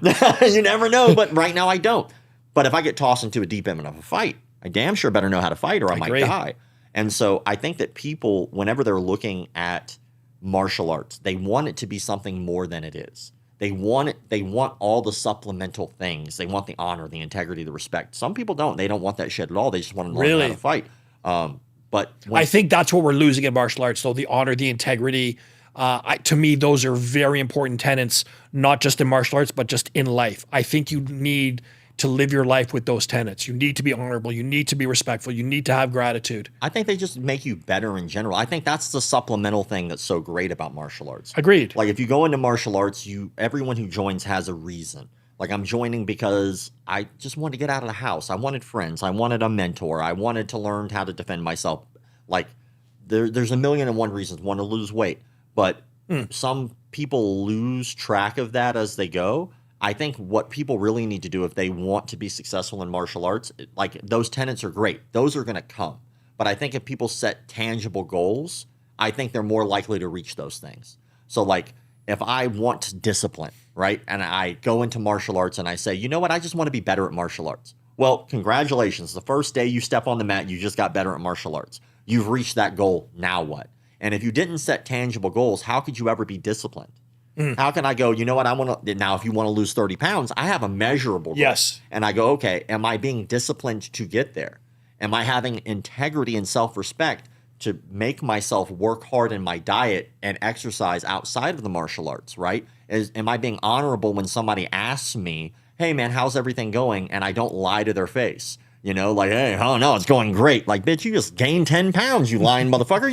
There's no honor, integrity there. So, like, the problem is that I think that when people don't set tangible goals, they'll never reach those things, you know? And then sometimes. That's why it's important to have goals and from time to time, assess yourself, check yourself. How are you on that road to that goal? But I think, for example, talking about discipline, you know, if you're going 2-3 times a week and you are committed and you fulfill that contract with yourself, that's discipline. Yeah, 100%. And that's the beauty of it. So like when I started martial arts, I just got tired of getting my ass beat. I was like, this kind of sucks. I would like to win a fight every once in a while, right? Yeah. Losing sucks. And so I was getting the shit beat out of me all the time. And then after I started martial arts, a weird thing happened. I don't know why. I can't explain it. It's one of those intangibles, right? It's the supplemental thing that came with it that I didn't expect. I never got into another fight as a kid. Like in school, I was getting in a fight all the time. I'd get suspended, I'd come back, I'd get suspended, I'd come back, and it was bullshit because I kept losing. Like, can I just learn? Like, I'm tired. So he beat my ass and we both get suspended? That's bullshit, right? That is fucking That's bullshit. bullshit. I got jumped one time, which is why I started martial arts in the first place, and I got suspended. I was like, hold on. So it's kind of like getting sued. You know, like, wait, he could just fucking sue me to sue me? Yeah, they could just sue you. And I still have to pay to defend myself. Yeah, you do. Oh, that's horseshit. Yeah. Right? But I think that in the martial arts industry, I think that people have started to look at things in a much different way. than they used to. I think that martial arts now has evolved so great physically. Techniques are better. I mean, shit, guys in Taekwondo can fly now. I mean, this shit's incredible. You know, like even like karate has adapted well, and you start seeing it more in MMA. So to that point, do you think we are losing, because you're 100%, we are evolving. Now, do you think we're losing the authenticity of the original arts, kung fu, karate, judo, different animal. But, you know, I think because the way martial arts were designed in the beginning was for a particular time. And as we now progress and evolve, do you think we are losing that authenticity, that original style of the art? I think it has to evolve. I think it either evolves or it dies. Agreed. Like I said, I think we're in a renaissance right now. We're in one of the few periods in time where, like, for instance, if we were in the Renaissance period, the real Renaissance, and we were like alive during that time, and someone was like, "Yo, Rembrandt's doing like a workshop. You want to go?" Like, yeah, fuck it, I got nothing to do on a Saturday. Yeah. You could do that. Or like, hey, you know, Da Vinci's just hanging out, having coffee. He invited us to go hang out and smoke some weed. But like, oh fuck yeah, Da Vinci's the man. Like, you could do that now with martial arts. You could be like, Eddie Bravo's right there in downtown LA. You want to go train with somebody who literally invented an entire system of martial arts that is effective and legitimate and will have lineage? He's right there. You want to go train with his instructor, Jean-Jacques? He's also there. You want to go train with fucking Dan Inosanto is still alive. You want to go train with some of these legends? You can right now. And like, because we're in that renaissance, I think that those people are trying to hold the integrity. I can't think of too many people on the upper echelon who aren't. There are a few people who they kind of push their ethics into the mix. Like, and I don't necessarily think that's a place for it. I think through martial arts, you will discover those things. I don't need a sermon from my instructor. I don't. I need you to teach me the fucking technique. It's kind of like if your math teacher's trying to teach about politics. Shut the fuck up. You teach me about the ones and twos. All right. I don't give a fuck what you think about like tariffs. Right. I don't care. Yeah, I have the same issue with celebrities. Yeah. I don't want to know your political or religious views. Shut up. Entertain me. Ricky Gervais did a great bit at the Love Oscars. that fucking bit. Yeah. You know what I'm talking about? Yeah, He was like, yeah. all right, everybody's going to come up. Thank your agent and your God and get the fuck off. And then fuck off. Like, Yes. I love that. That's Yes. great. And I think that, like, you know, no one. Tom Hanks' expression was fucking priceless. that guy's weird as shit. I think people become entitled. Like, in all honesty, there's plenty of people who don't give two fucks what I have to say. And if they don't fucking watch. Right? Agreed. I'm not going to stay outside. I don't go outside of my lane. Like, if we have a conversation of topic, I'm going to talk about martial arts all day long until the fucking cows come home, because that's what I know. Everything else is just my fucking opinion. Who gives a shit about my uneducated opinion about a bunch of fucking topics? But if you want an educated opinion about something like frauds or cults in the martial arts industry, I've been doing this shit 28 years of my life. I've been studying cults in the martial arts industry for 13 years of my life. I can tell you at least my insight from what I've seen. Yep. If I had to guess, I don't think that the martial arts industry is losing integrity. I think the integrity's been the same that it always has been. I think that the problem is that we have not evolved past the bullshit that's always been there. We still segregate very much. You still have guys who are like, my martial art's better than that martial art. You still have people who will dismiss something Why do you else. think that is? Because that still is a trending argument. That's ego. That's ego, and that's the instructors. Like, most of the time, that is given to you. You as a student walk into a class, and as soon as you walk into a class, the instructor is giving you the information about how to learn. So if I walk into a class and they go, all right, this is how I'm going to teach you. And so now as a student, I have to evolve and go, you know what? This person's teaching me this way. If I want to get better, I have to understand how they're teaching me. Well, then I'm going to listen to every word that they're saying, and I'm going to soak all of that in, and some of their personal beliefs are going to slip in there from time to time. Fair. And when they go, don't train a fucking Steve's place. Steve's a dick. And then now you keep hearing that, you might believe that. And you wind up running into Steve, and now you're just a follower sheep who goes, well, my instructor said that guy's a dick because of A, B, and C. Did you have any proof of that? Did you have, like, people contact me often. And they go, I'd imagine, yeah, dude. all the time. Well, at least they did before my fucking Instagram got taken down. But like, they would contact me and they would. So let's put a pin in that. So people are going to ask. Hopefully, by the time this airs, your Instagram is back up. I hope, God. So what happened? It was like a copyright issue. So like, I did a video about a guy in India, and the video was this is how it all went down. I still have this video, so like, I kept it so that way I'm gonna find a way to get it back up. He contacted me to start advertising his stuff on my page. He didn't follow me, and I looked at his stuff, and I was like, this guy's kind of full of shit. Let me just see where this goes. So I started questioning him. I was like, hey, could you tell me about a little bit about your martial arts and your resume? I think I seen your video about this guy. It was only up for a little bit because that was the whole problem. So like, he asked me if I would advertise. I told him, I asked him what his resume was. When he told me his resume, he was like a master of like 35 martial arts. And I was like, oh, this is great. He doesn't know what I do. So I was like, all right, cool. So like, you've learned 35 martial arts. Oh, he learned 35, but he mastered 10, which isn't much better. And I was like, okay. So I looked into his stuff, and like, he's doing like flips and shit during his Muay Thai lessons and stuff. And I was like, okay, all right, would you be up for an interview? And he said yes. And so like, I have the written agreement that he says, yes, I would like to do an interview. Then I have the verbal agreement, because on Zoom you have to click, and it's like, ask them, hey, are you okay for this? And they have to click okay, right? Oh, okay, so like, very good. It shows them we're recording. So I have all of this. So I put it up there, and then I just start asking him really basic questions. Very basic. Tell me a little bit about your instructor from this martial art. How long did you train this martial art? And slowly but surely he starts catching on. Took him a while. Slowly but surely he starts catching on that basically he realizes I'm grilling him on being full of shit. Yes. I was never rude to him. I never called him full of shit. I never called him on. I was just going to let him hang himself on his own rope. Best way to do it. And he does. He just keeps going. I'm like, how long? So you're an expert in Muay Thai. How many Muay Thai fights did you have? Oh, I never had any Muay Thai fights. And you're an expert in Muay Thai. You're a master of Muay Thai with no Thai fights. I was like, that's a strange thing, because usually that's kind of a high priority in that. And like, so I was like, well, I started to ask him, and most of his arts, he was like, yeah, I did that for 4 months. And I'm like, you're saying you're a master of this? And I'm like, one art, or 2 arts, he was like, he completely did an online. And so it was like, yeah, I'm a master in ninjutsu. I trained online for like. I studied ninjutsu too. And actually. I was like, yeah. So like, you really, so Budo Taijutsu, you're like, that's your shit, and you only trained online and only for 6 months, and you're a master. That's interesting. So eventually he goes, I know what you're doing. I go, what am I doing? I'm asking questions, drinking my coffee. And he was like, no, you're trying to make fun of me. I was like, I'm not. I'm really not. I'm asking you questions, and you're answering them.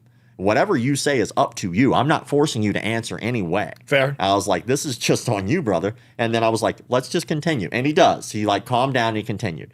But then eventually he challenges me. He was like, I want to fight you. And I was like, please fucking do. I've been doing this shit for a long time, bro. I'm going to kick you in your fucking teeth. But I didn't. It didn't come out like that. But that's what I was thinking.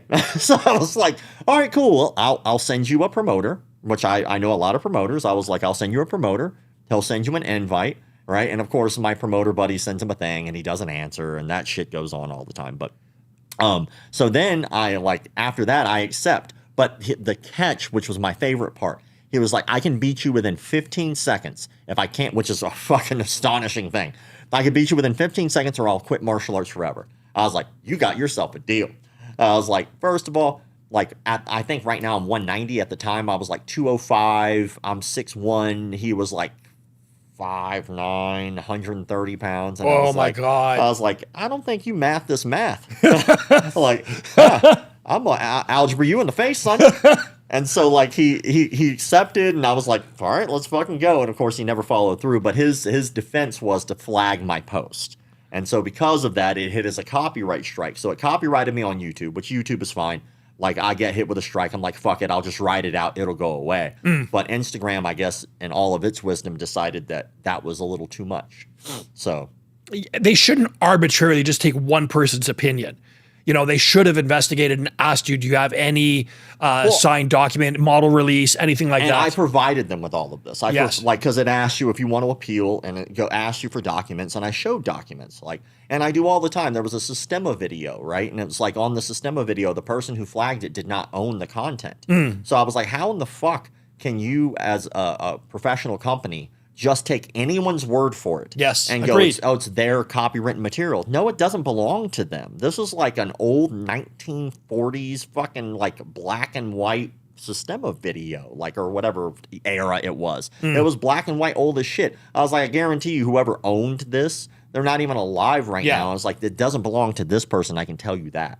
And so people will do that all the time. I posted like an Aikido video, and a guy was like mad that I posted the Aikido video, and he flagged it. I'm like, look, like, this is legitimately something you posted already. I almost never say my opinion. So people get mad that I post it. Why are you mad? You already posted They're it. presuming that the content of the video is your opinion. So if you show, say, Aikido in a rather laughable manner, I'm going to presume that you think Aikido's full of shit. Well, like, what if I just took a picture of something, right? And I just put it on the table and you looked at it and laughed. That doesn't say what my opinion is. That says what your opinion is. And so, like, that's the thing is, like, when I put these things up, people automatically assume. So most of the time, I don't actually post Aikido, which is actually one of the funniest things. Most people don't realize this. I'm posting something called Daito Ryu Jiu-Jitsu, right? So, like, it's not Aikido. It's a derivative, but it's not the same thing. So, like, people will be like, why are you making fun of Aikido? I'm like, that guy's not teaching Aikido. He doesn't claim to teach Aikido. Just because he's wearing a hakama, you'd assume that he's teaching Aikido. So Could have been Hapkido. So, yeah, so people just make the assumption. I'll let them make the assumption. That's okay. The whole point is the open dialogue. So when people get on there and they have these conversations with each other, Aikido's bullshit. That's that guy's opinion. Then another person comes in. No, it's not. Okay, they debate. And you'd love that. Like, it's just fucking feeding your algorithm. Well, not only that, but it's feeding conversation that we need. We need these conversations in our industry. We need people to talk about why there's so many how many people molest people in martial arts. I honestly didn't know that, to be honest. We need to have conversations about why there's no regulatory bodies. We need to have conversations about what is and what is not legitimate. We need conversations about how we as instructors should present information to our students. Like, if it doesn't work, that's okay. No one gives a fuck. Tell them, though. This is more performative, or this is more traditional. Like, and you see a lot of Aikido, like, with a lot of downward strikes, as if it was a sword. That's right. When is that ever going to fucking happen to you? And like, but you might get hit with a pipe, or could you show this in a more realistic way, which you got to give Seagal credit for in the very beginning of his movie career. He kind of did show that until he got into his Steven Seagal sit my fat ass in a chair phase, you know? But again, you said something crucial. You have to allow and you have to tell the student that this is for this particular purpose. If you mislead the student into thinking that this is going to help them fight and they go out and get smoked, you've done them a disservice. 100% agree. And that's why I stick to those 5 rules. So if I post it, it's either a street fight, which every once in a while I'll post street fights because that's just good to see, especially if it's bad martial arts in there, or something effective is great too. Or if it's a comedy skit, like if something that's just like clearly just a skit, I'll post that and I'll tag the person, right? I'm not calling it bullshit because they're just making fun of it. It's just a joke, right? Yep. Or if it follows in those 5 rules. This is the only things I ever post. And people want me to post these guys who are just like in their houses training alone. And I'm I've like, seen those videos as long too. as they don't claim to teach people, I don't care. They're not hurting anybody. They're just being stupid in their house. Like, who gives a shit? They just want their 15 minutes. Yeah, and that's okay. Like, if that's what they want to do. And I almost never post those guys because they're not breaking any rule. The only time you'll ever see it is if they're teaching people. So, like, there's one guy, I want to do a breakdown about him for YouTube. Somebody showed it to me, and there's only a few videos, but his videos are numbered. So, like, the videos I found were like something 65, something 64. I was like, oh, gotta see the other 60 of these fucking things. These are gold. And he's just like full of shit on a camera. It's like, what you want to do is block and punch at the same time. And he's voguing while he's doing this, and he's dead serious. And I'm like, that guy's great. I'm going to find out more about him. That is something that would warrant, because he's trying to teach something he clearly doesn't know. I met a guy in Orlando one time, and we actually sparred. Like, I did that video. He was a guy, Art to Miss. And this video was called Art to Miss on YouTube. And he was teaching people online, clearly not knowing what he was doing, but in a way that would get them very hurt. And I could see that there was like some people on his page that were actually trying to follow along. And the one that got me was there was a guy who had autism, and he was like taking what he was saying and as gospel because he just liked his personality, and like that was something that he latched onto. But he's teaching like a round kick without pivoting your post foot. He's basically like good way to tear your shit. Exactly. He's teaching things like that, and I was like, all right. Like I reached out to him and I was like, why are you teaching this? And he was like, I wanted to prove to people that you can learn martial arts 100% online, which we disagree with. So I was like, well, if you really want to prove that, don't do it by teaching people material you don't know. Or shit that could get somebody hurt. Exactly, especially tearing your knee out like that. For sure, man. Go to an amateur fight and test it there. And so I'm thinking he's never going to do it. So I sent him my buddy, or his name's Mitchell Chamali. He runs a thing called Combat Night on the East Coast. It's a pro and amateur event, but it's great. And Mitchell's amazing. But he winds up actually answering Mitchell and trying to set up the fight. And I was Wow. like, oh fuck, I killed him. I was like, oh shit, my bad. So like I reached back out to him and I was like, hey, before you do this, because Mitchell, like he keeps in contact with me. I was like, did that guy ever contact? He's like, yeah, he wanted to set up for a fight. I was like, oh fucking God. So I reached out to him. I was like, look, before you go do this fight, because I didn't think you were going to do it. So kudos to you for at least that. He's got the stones. Yeah. I was like, why don't I come down? We'll film together. I'll be very respectful, which I was. And we'll meet. You teach me a little bit about what you're showing. And then we'll have a light sparring session, which by light, it was very light. I did not want to hurt this man. Yeah. And then we wind up doing that. And so he's teaching us just all kinds of horse shit for like, I think a good 30, 45 minutes. And he gets to the round kick thing. He tries to teach us a front kick and he falls on his ass. And then he goes to go do a round kick and he's not turning his foot over.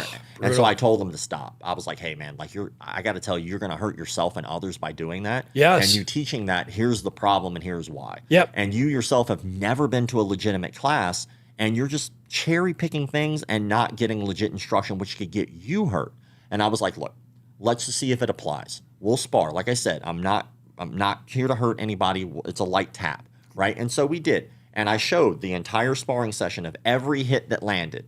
So like I took the entire sparring session and showed every hit that landed. He did not hit me once in 2 3-minute rounds. He did not hit me one time. And I'm just touching him. Just moving, touch. So it was just stand up. Just stand up. Like he wasn't gonna do well with jiu-jitsu. And my jiu-jitsu is mediocre, but he didn't know jiu-jitsu. So I'm just touching him and he's like falling all over himself, trying to make shots work. And I was like, look, this was me not trying to hurt you. I mean, there was no bloody noses, no wind knocked out, like as polite could be.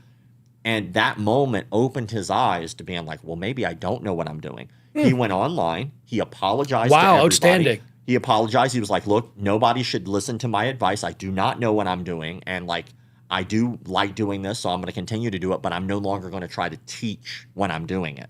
And I was like, that takes balls. For sure. But also, it took balls for him to meet. It took balls for him to admit he was wrong. Yeah. And then he realized something from that lesson, and I didn't have to hurt him to do it. And I think a lot of people ask for blood in these videos. They're like, somebody should just go to their gym and beat their ass. You're not going to. That's not how cults work. That's not how that mentality works. You're not going to stop them from listening to a crazy person. They've made their decision. And if you beat up the leader, look at Dave Koresh. Like if you look at like what happened in Waco, Texas, motherfucker was like shot and dying. And they were like, nah, that guy's still the lamb. Like, he's still the return of Jesus, I swear. Like, no, he's not. He's dying right now. No. It's all a part of the master plan. It's okay. Like, what are you talking about? He's spinning this shit and still you're listening? Like, at that point, some people did leave, but the majority didn't, and they died in that building with that ideology that he was some kind of savior and not just a dick who was manipulating them and fucking all the women. Like, they just couldn't see past that. And so when you see people like this, to get somebody like that is real rare. In our documentary, we have one of the only people who actually ever admitted to being a fraud. Now, that guy didn't admit to being a fraud. He admitted to being wrong, because I don't think he was trying to be a fraud. I think he was just deluded. Did he have a big following? He was doing all right. He was doing okay. His videos were doing well, but he's getting roasted by certain people, but he's also getting people who are like, no, I can see what you're doing. It's like, y'all are just very uneducated, and he's taking advantage of that. But there's a guy named James Heydrich. Have you ever heard of James Heydrich? No. James Heydrich was considered the world's greatest psychic. Huh. And he fooled scientists at MIT, and he fooled the Prince of Egypt, and he made them all believe that he actually did have psychic powers. Okay, so let's talk about your documentary. So before you start explaining it, tell us what it's about. It's about martial arts cults. And like, obviously, we don't want to just shit on martial arts. I love martial arts. I still train martial arts. It was my full-time job for a very long time. But when it comes to our industry, it's very flawed. And people try to ignore the flaws, or they themselves don't want to speak out because it'll make them look bad as a business. Because it does make you look bad if you're like, that guy's a piece of shit. Like, you don't want to do that. So it's one of those like fine lines with martial artists, because they're like honor, integrity, respect. And I'm going to respect this person being wrong, but I'm not going to go after them, because like it's a weird middle ground. I think you should call out inaccuracies when you see it, because to that point, that gentleman that was teaching people how to throw a roundhouse or a turning kick without pivoting, you're risking people's MCLs, ACLs. Yeah. So those people need to be stopped. Yeah, it was very scary when I saw it, because he was diluted. And most of these guys are. A lot of people think that the videos that I post, these people are just doing it to get on the page. I promise you, with the amount of backlash I get, none of these motherfuckers want to wind up on the page, right? Some of them will like cope. They'll be like, oh, I made it. I got on McDojo Life. I'm like, no, you're being a dick. Now you're being condescending and a fraud. Congratulations. You're an asshole many different ways. But like when it called comes out. Catching bullets with your teeth. with his teeth. Love that movie though, dude. That's my favorite. Fuck, right. Show enough. Show enough. Who is the master? Show enough. Yeah, man, that's one of my favorite martial arts movies. I love that. And T-Mac still looks good, man. Yeah, he does. He actually they still show like the movie around and stuff. Yeah, and he yeah. still shows up. But the documentary itself, we've already filmed 30 days. We were able to do that with our initial crowdfunding. We've had a hell of a time too, man. It's like the first, like to give you a timeline of how this worked and how fucked up the whole thing has been. Okay. I decided the first day that I had the idea, I was going to announce it, which was a huge mistake on my part. I was like, you know what? I'm going to do a documentary. I'm going to do it about martial arts cults, and I'm going to timestamp myself right now saying I'm going to do it. And I did. And then, like 3 days later, people were like, how come the documentary's not done? I'm like, bitch, it's been 3 days. What are you talking about, psycho? And then I was like, I have to crowdfund. They were like, why do you need money? Like, how many stupid fucking people are on this planet? What do you mean, why do I need money? A You know lot. how expensive it is to make a real movie, not a YouTube video? So it took 30 days for me to find who I wanted to film with. Originally, it was going to be Master Ken. Because Matt, the guy who plays Master Ken. Yeah, I know. Legitimate film guy, legitimately went to school for it. He is a great actor. He's been in a ton of movies, too. Oh. But I didn't know at the time when I asked him that he was getting ready to film his own movie. I think it was Cop versus Bad Guy. And he made his own movie, very serious. And then, which good on him. I love Matt to death, man. He's a great dude. And then he said no. So I was like, well, who else do I know in that space? And there were some guys called Vodo Studios, and they are in Fresno, California. Okay. And they did a thing called Mexican martial arts. And that guy, Jesse, is super talented. He still does it. He's just away from the studio because he had to move. So like that studio, though, at the time was like, hey, we'll do it. So we decided, okay, it took me 3 months to find who I was going to work with. Thank God I found them. And now how do we actually film the damn thing? Well, you need money. Nobody works for free, right? So like, all right, well, now that I have legitimate equipment and crew, we're gonna do this. So it took us another 3 months to be able to figure out how we're going to do the crowdfunding, because you have to give perks and tiers of perks and stuff. Okay. So we figured that out. And then we were like, all right, when are we going to actually drop this? Because we actually need a lot of eyeballs at once to get momentum. And there was a Conor McGregor fight coming up. And then the guy, Jesse, who does the Mexican martial arts character, he was doing a live stream at the Conor McGregor fight, and I was already going to be there. Nice. So I was there. We announced it on the live stream. So now we're 9 months in, from concept to even starting the damn crowdfunding. Sure. Right? We crowdfund for another 30 days. So or another 90 days is what you're allowed. That's when we got to 90. Sorry. So total, that's when we got to our 9 month mark. Was after the crowdfunding was over, was at 9 months, just to make sure I'm on timeline. So now we're 9 months in. We have the funding, but we only raised $20,000. Our original goal was $200,000. Holy fuck. So that's a real long shot from what we needed. So I talked to the crew and I was like, well, what do you want to do? Because like we could just give it all back. They were like, no, what I think we could do is we could just work for free. So the crew, they took the money to work with. Obviously 30 days, that was nothing to them for a group of like 5 or 6 dudes. And then we wind up filming anyway. And I had to pay for the flight or the hotels. I had to pay for the food. All that shit was out of my own pocket. Mm-hmm. And then they got the rest, and then we went right to filming. So when we started going to like the filming, I think we were another like 2 months out from filming was when they were available. So we're almost a year in before we even start filming. And then COVID hits. And I was like, motherfucker. Like those acts of God, really stick it in and break it off. So then there was a lull somewhere. Or acts of Congress, if you want to call it. Whichever you want to call it. I was fucked the same no matter whose dildo it was. So it was unlubed, I promise, and it was balls first. So like in that moment, I'm like, shit. And then during COVID, there were people like, how come the documentary is not done? Like, have you not looked at what's going on? What are you talking about, you psychos? Like, we can't film. Do you want a whole film with us talking like this and a fucking that? Like, and then, of course, there was a lot of regulations, and martial arts schools were almost ghost towns at the time.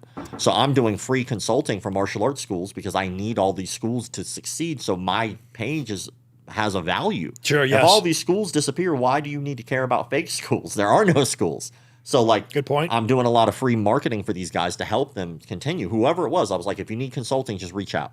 And then we finally were able to film. We filmed for 30 days, and then we edited for 2 more months. So it's like these 3-month segments has been how it goes.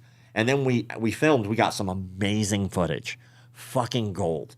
Like, it was good. It was real good. We got a guy who was a fraud, and this is my favorite story to tell if you want to hear it. Of course. So there's this guy, and you have George Dillman, right? Yep. The king head honcho of bullshit. Under him is a guy named Evan Pantazzi, who was an 8th degree under George Dillman. Okay. When he was going to receive his 8th degree, he was like, nah, I don't want it. I'm going to do my own thing. Starts his own martial arts thing. And this was a guy who was a top instructor under him. Both of these guys believe they can knock people out with their mind. So we got a hold of one of his instructors, which is far enough away from like what I do to like maybe he wouldn't know who I am and all that shit. And so he was like, yeah, I'd be happy to come in and teach a seminar. I was like, fuck yes. So like I got 15 different martial artists from different backgrounds to come in. Last minute on a 3 days notice in Compton of all places. Wow. Yeah. And so we wind up going to this, I think it was a checkmat gym. And he was gracious enough, great guy, let us like train in his gym. And he had classes after this. So like we had like real small window. I had everybody come in. We like do a pre-interview with everybody well before that guy was going to come in to teach the seminar. We gave them the lowdown, right? And one guy, he was so convinced that like we were with that guy, he never broke character until well after we were rapping. He's like, oh, I thought we were supposed to pretend the whole time we didn't know martial arts. And I was like, I never told you that. I said, don't give him all the information about your history if he asks. You don't need to give him your whole fucking resume. If he asks if you've done martial arts, yeah, I've done some martial arts. That's true. I don't want to lie to the guy. But I also don't need to let him know that everybody in here is like fucking own schools and shit either. So the first hour of the seminar, I told everybody just go with it. Whatever he says, whatever he does, we're just going to pretend it works. But for the second hour, I want you to just be yourself. Say what you would say, do what you would do. The floor is open. So for the first hour, he's teaching us like pressure point bullshit. One of my favorites too was like recovery. So he was like teaching us pressure points in the arm. He's like, if that hurts, what you want to do is rub this way, the direction the blood goes. And I'm like, have you never taken fucking anatomy, mother? So blood goes both ways, or your hand would explode, or your heart would stop. Like blood's circulatory, right? I think there's a system named after that. But like, so he's teaching the session. I'm like, all right, this guy has no fucking idea what he's talking about. And then he winds up getting to the second hour, and Heather, who's one of now Andre Galvo's black belts, but she was a brown belt, high-level competitor at the time, she raised her hand immediately the second that clock ticked. And she was like, how could you teach this to women? And it was very much like, how dare you teach this to women, as she said it, got right? it. Yeah. And she was like, how could you teach this to women? He goes, what are you talking about? I do teach this to women. Because everything's been going so smooth for him up to this point. He was like dumbfounded. And there was a guy there. He was like 6'5", 6'6" capoeira instructor, jacked. Nice. He was like, this pressure point is never going to work on him. Never. And he was like, well, like it depends on the scenario or whatever. And so he starts profusely sweating through his white shirt. That whole hour, we had done nothing that warranted sweat. And now he's so nervous, he's sweating. And I was like, he's starting to get grilled, right? Hands are raising. And I was like, fuck, I'm going to miss the shot. So I was like, hey, real fast, guys. Let's get back to technique, and we'll do questions at the end. And he was like, well, I had a schedule. Maybe you guys tell me what you want to learn. I was like, thank God, this is so good. And somebody in the back goes, what about a knife defense? And his eyes lit up. He gets so excited. He's like, oh, okay. And I was like, awesome. He goes over, he gets a rubber training knife, and he hands it to the only guy in the room who has never trained a day in his life. We didn't stage it that way. That's just how it worked, because we had 15 people out of the 16 we wanted show up. I had to pull a camera guy off to guarantee that I could actually work with the guy. Yep. So like the camera guy comes off and he's standing there. He hands a knife to him. I was like, that guy knows exactly what I need for this shot. Don't you fuck this up. And so like the guy's like, all right, what kind of technique do we want to see? And someone in the back was kind of being a dick. He's like, what about like an upward prison shank? He goes, stab me. And so he tries to do like a downward X block where he's trying to use the back of his knuckles to hit pressure points in the guy's arm to disarm the arm. He got stabbed 15 fucking times during that shit. And the guy's never trained. He was just ice picking him right in the stomach. So after that, a friend of mine, close friend, love him to death. His name's Matt. He runs a company called Epic Roll, and he's a black belt in Brazilian Jiu-Jitsu. And so he comes up and he goes, wouldn't this work better? And does a 2-on-1 grip on the knife arm. Yep. Does not get stabbed. The guy's trying, can't do it. Clearly the better option. But the instructor who got brought in was like, oh, no, no, no. Because where do you go from there? And in my mind, I'm like, not get fucking stabbed. That's all I need. That's the only technique I need is to not get stabbed right now. So then, like, the guy's like, what you really want to do, and then mid-sentence bum rushes our camera guy who has the knife. It scares the shit out of him because he's never trained. So he, like, freezes, and that did work, and he gets him in a body lock. Well, when he gets him in a body lock, he's got the forearm locked in, but the near arm has the knife, and he doesn't have that.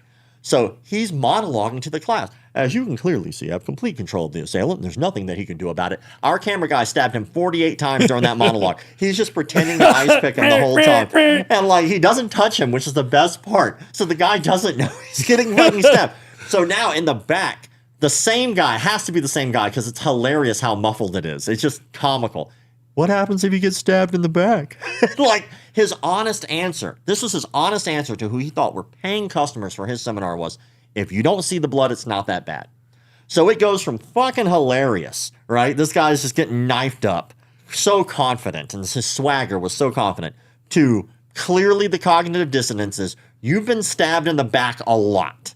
What do you do about that? Instead of providing some actual thoughtful answer, he's like, well, if you don't see the blood, it's not that bad. There's a dude in the trailer too. And you could see, because we're in Compton, and like there was a bunch of people waiting for their next class. Yep. And we told the instructor, like, as your guys come in, this guy's going to be saying a lot of horse shit we think. So if he's saying the horse shit we think, your students are going to want to interject. They're going to probably laugh or make faces. You got to tell them not to do that because we can't fuck up the shot. We only get one time at this. So he would take his students outside every time. He'd be like, hey, just so you know, like, got a little thing going on. You can't laugh. So behind us, there was a guy doing a private lesson. And he got to the point where he couldn't keep his face straight with some of the bullshit that he said. And he had to take his private lesson with weights outside because he could not keep his shit together because he knew he'd ruin the shot. And as that guy was like, hey, if you don't see the blood, it's not that bad. There was a dude, a tall, lanky guy, and his face hit the floor. He could not hold it. He was like, I was like, oh, that's a great shot. And luckily our director at the time took the camera and he just got him right in that shot. I was like, oh, thank God for getting that shot. So like now we received all the funding because when we filmed all of that, we didn't have enough for a true doc.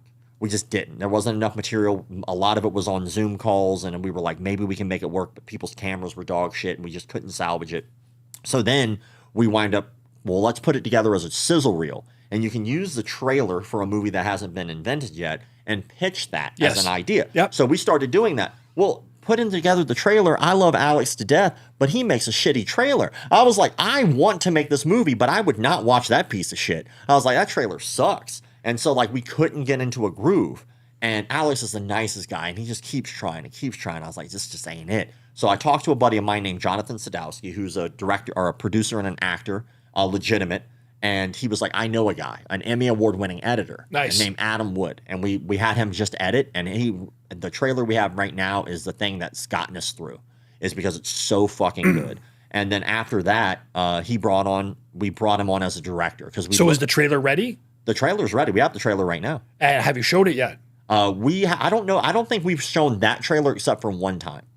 If you want, we can put it in here. And yeah, by all means, I can send it to you. Cool. Yeah, the trailer's dope. Like the trailer got me pumped up, and I was like, oh God, this is all just based off the footage we have. Right. And this was only on a $20,000 budget. I was like, but then when we brought him on, our budget changed and it's been shifted. Now we have Jocko Willink as an executive producer of the film, so we're very fortunate to have Jocko Willink. I know that name. Yeah, Jocko. Like, yeah. Outstanding. Good for you, man. So we got him. I drove my ass up to his gym, Victory, and I was like, he was kind enough to give us like a meeting we thought was going to be 30 minutes, turned into 2.5 hours. Very cool guy, fucking hilarious guy too. Jocko's great. And then afterwards, my team was like, we'll get back to him. I'm like, no, fuck that. I'm just going to ask him. They're like, whoa, don't do that. I was like, no, I'm just going to ask him. And I looked over at him when we were done with the meeting. I was like, is this something that you'd like to be a part of? It was absolutely. He's like, I can't fund the whole thing, but I'd like to be a part of it. We shook hands, and that was it. He's been a part of it the whole time. He's never wavered, no longer how long this has taken, which has taken quite a long time. Every roadblock, every bump, no, I'm still on. Every time. I'm like, fuck, thank God. So, like, now we want to use him as a narrator, so we'll probably use him as his voice is very powerful. Yeah. And people respect his opinion in the industry. We have very like-minded views, especially when it comes to martial arts. So we're on the right path. There was a company that did try to fuck us though. Really? Yeah, there was a production studio. We had an NDA. I can't tell you who the studio was, but they were like, we're going to give you the full ride, which at the time, our budget after Adam came on for what I had as a vision was like $783,000, which is a far cry from what I thought we needed. But I've never made a movie. I don't know how much it costs. So like he gave us that budget. And then during that time, this company came in and they were like, hey, we'd like to float the whole thing, but there's going to be some changes. And I was like, okay, well, we can roundtable this. We can figure this out. And that's not how that works at all. So like they were like, we want to have a meeting with you and Alex, one of my guys on the team. And I was like, well, I have an entertainment lawyer and our director should be there. He's like, no, just the people who are part of the IP, who own the IP. And I was like, well, Alex doesn't own the IP. And I was like, I'm the only one who owns it. So then I went back and talked to Adam. He's like, they're going to fire me. I was like, immediately he knew. I was like, really? He goes, yeah, 100%, like what they're going to do. And so I was like, all right, well, how do I get them to not do that? And he was like, well, there really isn't a way. And I was like, I went back to them and they were real big about the IP. I was like, you know what? I'm just going to make you all part owners of the IP. So I took my entire crew and I was like, now you are all part owners of this. Now no one can fucking fire you. And then we went back and sure as shit, I had my whole team on the Zoom because fuck you, you're not going to get rid of my team. And sure enough, the first thing they pitched was getting a new director. Like he was very much correct. And they were going to sideline my entire team, probably sideline me as well. Wow. And then I was like, so you're basically just going to buy the name. Yes. And I was like, well, what do you want to do with the project? What's your vision for the creative? And they were like, well, we want to make it about absentee fatherism. And I was like, what the fuck does that have to do with martial? That's the stupidest shit I've ever heard. And like, they were like, no. And they wanted to make it a very politically driven movie. I was like, this isn't about politics, man. This has nothing to do with politics. Fuck off. And so like, I was like, we can't do that. Like what you're trying to do is basically kick all of my team out who's been through a lot of bullshit to stay with me through this. 100. Without getting paid a fucking dime. Exactly. And you want to fire them and basically just hand them a paycheck because they would have still gotten paid. And you're just going to say you guys aren't going to be a part of the project. And I was like, they want to be a part of the project. We built this together. We will mold this together. And you don't get to run the fucking creative. And they were like, well, we want full business control, full creative control, and we want final cut. It's like, you're not getting final cut. Like, that's never going to happen. I don't give a shit how much money you gave me. And they were like, what if we give you an extra $80,000, which is going to be on top of what I was going to make? So I think I turned down maybe $500,000 to basically keep my team. And I was like, I was going through a lawsuit at the time, and I was like, I could really use the money. Fuck you guys. I love you so much, but fuck you. Like, and I kept them, and I told them to kiss my ass. It was a year of negotiating, because when someone's looking down the barrel of almost $1 million, you're going to try to find a way. And like my team was like, man, I just don't think this is going to work. I was like, let's see what we can do. And so we got to the point where they were like, what if we give you the play-by-play of every bullet point of what we want to do with the story, and you guys just check it off. And like we cannot deviate from that. And I was like, well, that sounds reasonable. I'm sure there's some probably slick lawyer shit they could do on the back end, but let's see. Let me see what they have. And we redlined everything. It was not even close to what we were trying to do. And I was like, it's clear that these guys don't know the space. It was clear that these guys don't know the material. It was very clear that they were going to basically butcher something that I had been like sacrificing over. It's like, I'm never going to let you do that. So even after the bribe, even after all that bullshit, all it did was just make me and my team closer. Now they're part owners of the IP. I said, fuck you to that money. And that was the thing too, man. Like what they tried to do was so power play-ish. It would never fly in the martial arts space. And that's how I knew they didn't know what they were doing. Because in the martial arts, it has nothing. If someone came and they're like, I'm going to give you $100,000. Like for what? I want you to suck this dick. You'd be like, fuck you. 200. But you're not going to do, your integrity matters. And like to give up on my entire team for like a bribe and then them take my IP, own that IP, but me still own McDojo Life as a whole. They put out the movie McDojo Life, and then I have to go out and I have to defend the horse shit that they put in there. It's not worth it. No, you diluted your brand. Right? And so I was like, it's never going to happen. But it is really hard to turn down that amount of money. I'm not going to lie. It would have been life-changing money for me at the time. Yeah, it's funny because that story emulates what happened to Sylvester Stallone when he had the Rocky contract, right? He went to, I forget who put out Rocky, and they loved the script. They wanted to buy the script. He was broke as fuck, right? If you've seen Rocky, that dog in the movie, that was his dog. He had to give that dog up because he was broke, couldn't afford to feed it. They said, we love the movie. We'll give you the money for it, but we don't want you to star in it. And he's like, absolutely not. I have to star in this movie. and they kept going back and forth. He was broke, dude, and he stuck to his guns, and he's like, I'm starring in this movie, and there's no other way around it. And he eventually won, and now it's history. You know, like when you're in that realm of desperation, Yeah. as you were, and for you to stick to your guns, that's commendable. That's honorable. I've always I've been afraid of maybe two things in my entire life. I'm terrified of fucking heights. It's stupid. It's a stupid phobia. Not until you're falling. I should be afraid of the sudden fucking stop. That should be the scary part. But I don't know why, but I freak out with heights. I try to get that shit under control. I just can't do it. I don't know why I stopped giving a fuck. I just don't do heights, right? And I'm terrified that I will die without leaving a mark on the planet. I'm terrified that that's where it ends for me. I think real immortality is being able to do something so impactful that people don't forget your name. As long as your name is around, you never really die. We talk about legacy a lot on this show. Yeah, and that's important to me. And so that would have been the end of that for me. That would have been gone. And like there's not a lot of money in calling out fakes, frauds, phonies, and rapists. Like, I am a paycheck to paycheck dude. If it was not for sponsors, I would not be able to do this job. Hands down. There's not enough money in it. Because every time I do a video about calling out a pedophile, demonetized. Every fucking time. Every time I do a video about something that is going to be a little bit more like, okay, this guy did rape some people, this guy molested some people, this guy murdered some people, demonetized.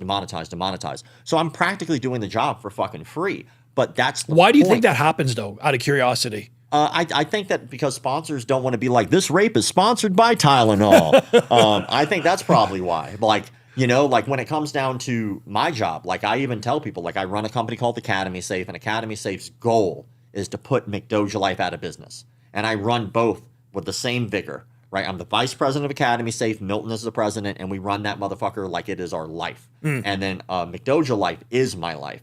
And so McDojo Life is very reactive. So it's like, hey, this happened. I want to make sure that the public is aware, so that way this douchebag doesn't go right back into the mill, right? This guy raped somebody. I didn't stop the rape, but I could tell you about it, so maybe you can stop him from going to your school and taking advantage of somebody else. That's reactive. Academy Safe is proactive. Our goal is to go after schools not who are doing the bad thing, but the opposite. We're trying to go after schools who are doing the right thing. They're getting background checks, CPR, first aid, and we're slapping an accreditation up there, and we're saying these people did what they should do, even though it's not required. They got background checks for everybody. They have cameras on site, and there's a list of shit they have to do. And it doesn't cost much. It's like $80, right, for the head coach, and I think it's like 70 something bucks for like people underneath that.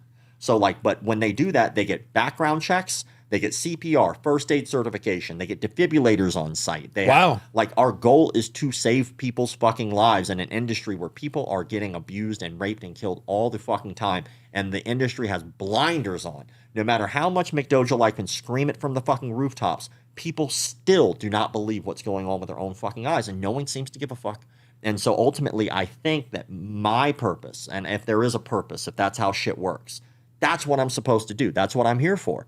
And so, like, if I can do that, and I can save some kids from getting molested, if I can change the industry for the better, and an industry that has completely fucking never been changed, and everybody's trying to stick to traditionalism, maybe I would have earned my right to have been alive in the first place. And that way I can fucking die happy. But I don't want to sit here and exist on the fucking planet and have done nothing and die, and that was the story of me. Fuck that. It's just never going to happen in my lifetime. So every day I get up, I work on McDojo Life, I work on Academy Safe. Only reason I'm even doing the documentary is because I know I'll get more eyeballs that way. Yep. I know more people will be aware at this point if I can make a good fucking movie and people look at that shit and go, God damn.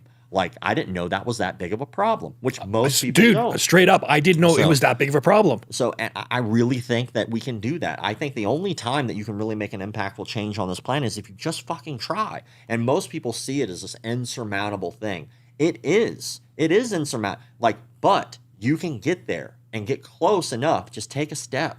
Every day, take one step. Every day, have one more conversation. Every day, push the envelope. Every day, fucking try. And who knows? I might not make the impact that I want, but I might. And if I do, then I earned my right to be here. And I think there's so many people on the planet who are just existing. Like, what good does that do you? Like, anybody, if everybody just gave a fuck, just give a fuck, you can actually make a difference. And I think this is my difference. I do. I really do. And I think that with the people who back me every day, and it continues to grow, even with my Instagram getting shut down, fuck that. I'll build another one. And if you shut that one down, I'll build another one again. And then if you do it, I'll do it again. And I'll do it with the same vigor and the same care and the same compassion that I have every fucking time. I do this shit because I care. And I think that martial arts needs that. Like, they need people to give a fuck. And like, maybe if we do that, we have another Bruce Lee in our lifetime. You know, like Anderson Silva exists. Why? Because someone gave a fuck to help guide him to where he was. Bruce Lee existed. Why? Because he gave a fuck. Like, all these legends exist because they cared, and then we're surrounded by people who don't. Maybe the goal is make them care. You know, maybe that's the goal. Maybe if we get people to care, we can make the world a little better. That's why I do what I do, because I don't want to die and not have done shit with my fucking life, and that was it. They're like, yeah, that guy's dead. Who wants coffee? Like, I don't fucking want that. Like, that's just me. That's terrifying shit. What's the name of the documentary? It's going to be McDojo Life for now. Right now it's untitled. So it's untitled for several reasons. It's very hard to get people.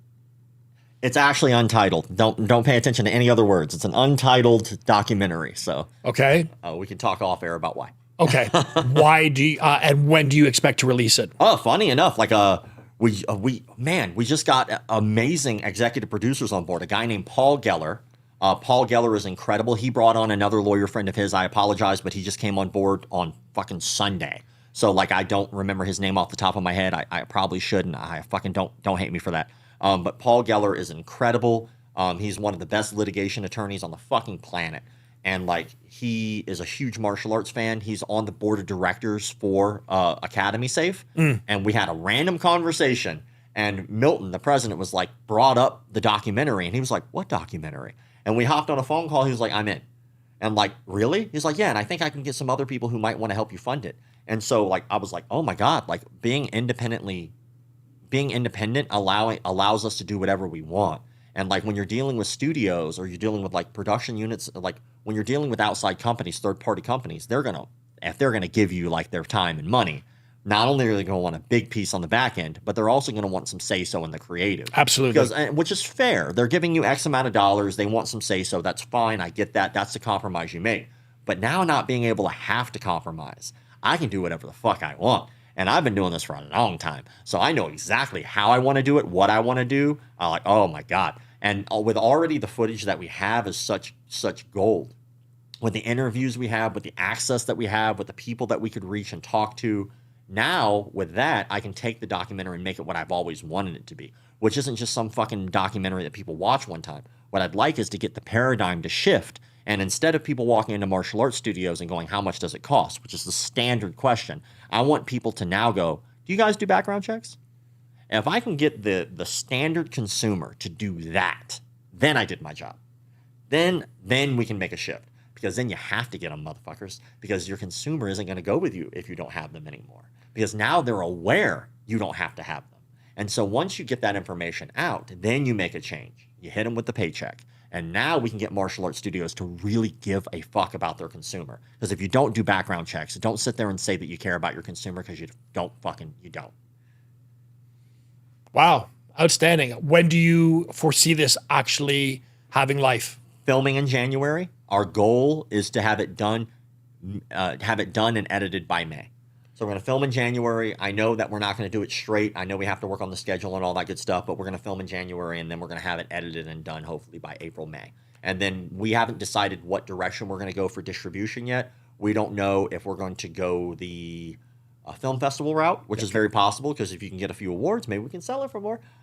And trust me, I'm pretty broke, so I wouldn't mind a little dollar. I had to pay these bills, goddammit. And then plus it'll be cool to just see the team, like the team build something together, and then we could say we fucking did that. So, and then it's really nice, because when you go to like a film festival and like you can get it up there on the screen, you can see it, and people can feel it.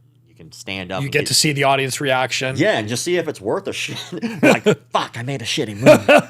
Damn. All right, I'm gonna leave before they fucking leave. Yeah, I gotta go. But yeah, man, like we're that's where we are. Like, unexpectedly, it happened. I moved to LA, and within 2 weeks, I was fully funded. Would you consider streaming services? Oh fuck yeah! So like we through UTA, which is they've been. I mean, UTA has been like I don't know what you would call it. They represent us. They represent the film. Sure. And so, but from what I can tell, like not shitting on them or anything, because I still love you, UTA, thank you. But they seem to be more about the back end than the process, unless you're probably bigger, which is fair. So like for them, they're going to help us get the distribution. So they did get us conversations with Hulu, Hulu Pass, which is fine. I also Hulu. well, I mean, I also saw what they did with a lot of other people too. I saw what they did with Tyson. They got a lot of backlash with that. We're basically taking intellectual property in the gray area and just trying to manipulate it without permission. So I wasn't a fan of that.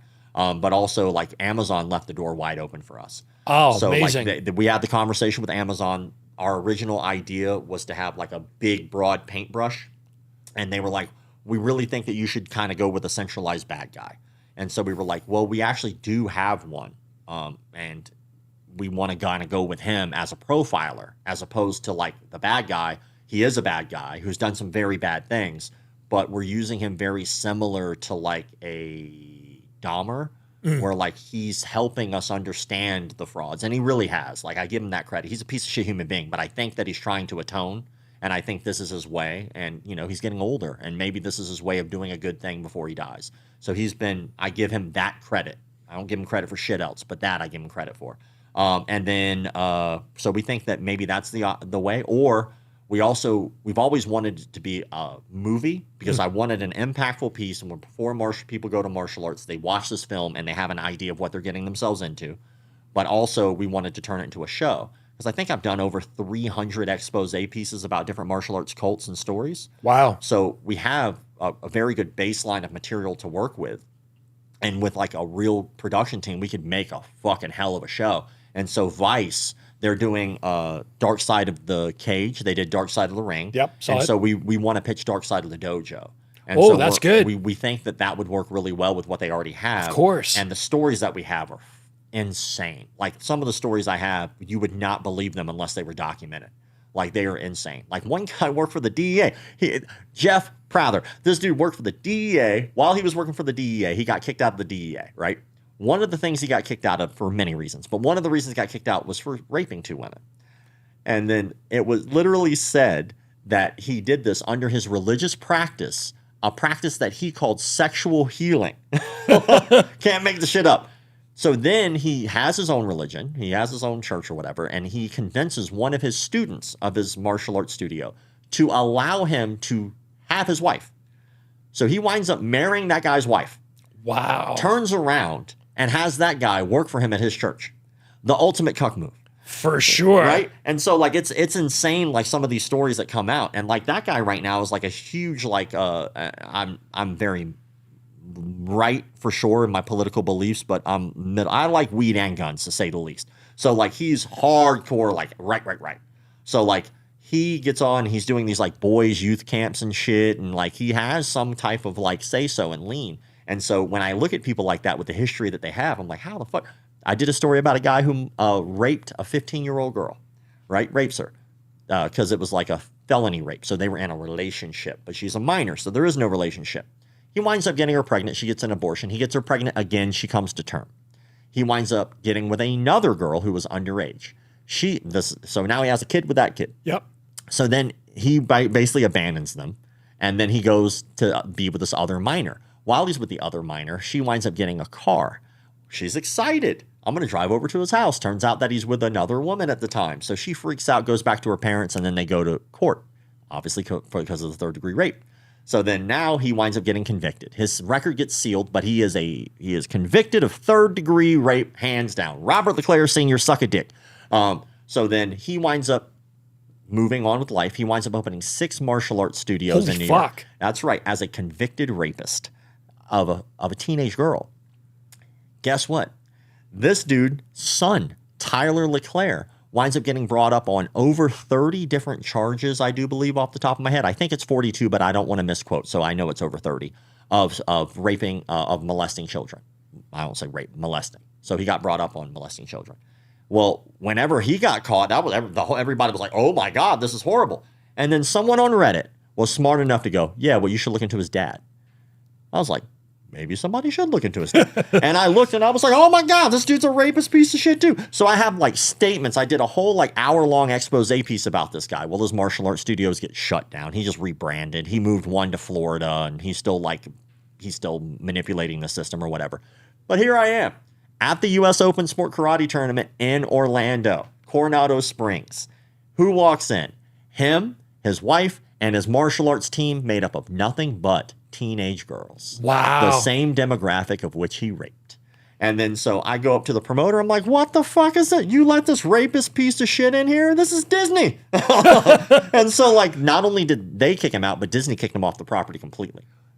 Which for Disney, they don't always make the right decisions, but good on them for that. So then, after that, I'm sitting at the bar. Because they've got like a bar in the Coronado Springs, and I drink alcohol. Yes, I do, and I smoke that weed. So if you don't like it, I don't give a shit. I'm coping. So I'm sitting at the bar, and I'm trying to convince the bartenders to play the UFC, but they won't play any combat sports. I was like, that's the stupidest shit ever. There's a martial arts tournament right there. Yeah. And so I convinced the bartenders to put it on. They were like, we'll put it on, but until the manager tells me to take it off. I was like, yes. So I high-fiving these guys over here. We got the UFC on, and I go to turn to high-five these guys over here, and the guy isn't there anymore. There's a woman sitting there instead, a thick Latina chick, big old rose tattoo on her neck that comes up to her chin. And I was like, oh, hey, how's it going? They're playing the UFCs, right? And because I awkwardly turned to high five a stranger thinking she was somebody else. And she was like, oh, I recognize you. I was like, oh, that's cool. What do you recognize me from? She goes, you're a YouTuber, right? Yeah, I'm a YouTuber. And then she goes, oh, I know who you are. And her face got real mad. And I was like, oh, shit, is that a bad thing? She goes, yeah, I think I'm going to sit over here. And I was like, oh, well, I'm sorry if did I offend you? Like, what did I do? She was like, it's wrong what you did to him. I was like, oh, fuck. This is the same fucking space, the same tournament, like the same day he got kicked out. She is one of the parents of one of those teenage girls. And I'm like, if you're talking about Robert LeClaire, he got kicked out because he's a rapist. He's like, he didn't rape anybody. I was like, here's the fucking just right here. Like you could see clerk of courts, 3rd-degree rape. Like he was convicted. It says it. She was like, that was so long ago. So now she's pivoting. I was like, yeah, because that matters. I'm sure the people who got raped just forgot all about it. Bygones be bygones and all that. No, that's crazy. It is. And I was like, that wasn't his only time. He had a child with another underage girl. She was like, that wasn't his kid. I was like, she's paying child support. What are you talking about? And then after that, she was getting real close. I was like, she's going to hit me. I was like, let's see where this goes. So we're sitting there still shooting the shit. And I'm like, I'm pretty sure she's going to punch me in the face. I was like, he also got brought up on assault charges for beating up one of his instructors inside his school. Like the laundry list of shitty things this man has done. And he shows up here with teenage girls, has the balls to do that. I was like, this guy does not give a fuck. He is rubbing it in your face. And so I wind up dipping. But yeah, man, it was like those kind of things happen all the time. And so these are legitimate. That guy's still operating. He still runs schools. And so this is what I have to fight. Those are just 2 stories. Both of those guys still employed. Both of those guys still teaching. And they're everywhere, all over the world, all the time. And there's only one me. And so the only way that I can do it is get the eyeballs on it, You get a lot of threats? Oh, all the time. I probably am going to get threats again now that unless my Instagram gets taken back up. But I used to get threats all the time when I was building because I guess when you're smaller, the threat to them is not the same.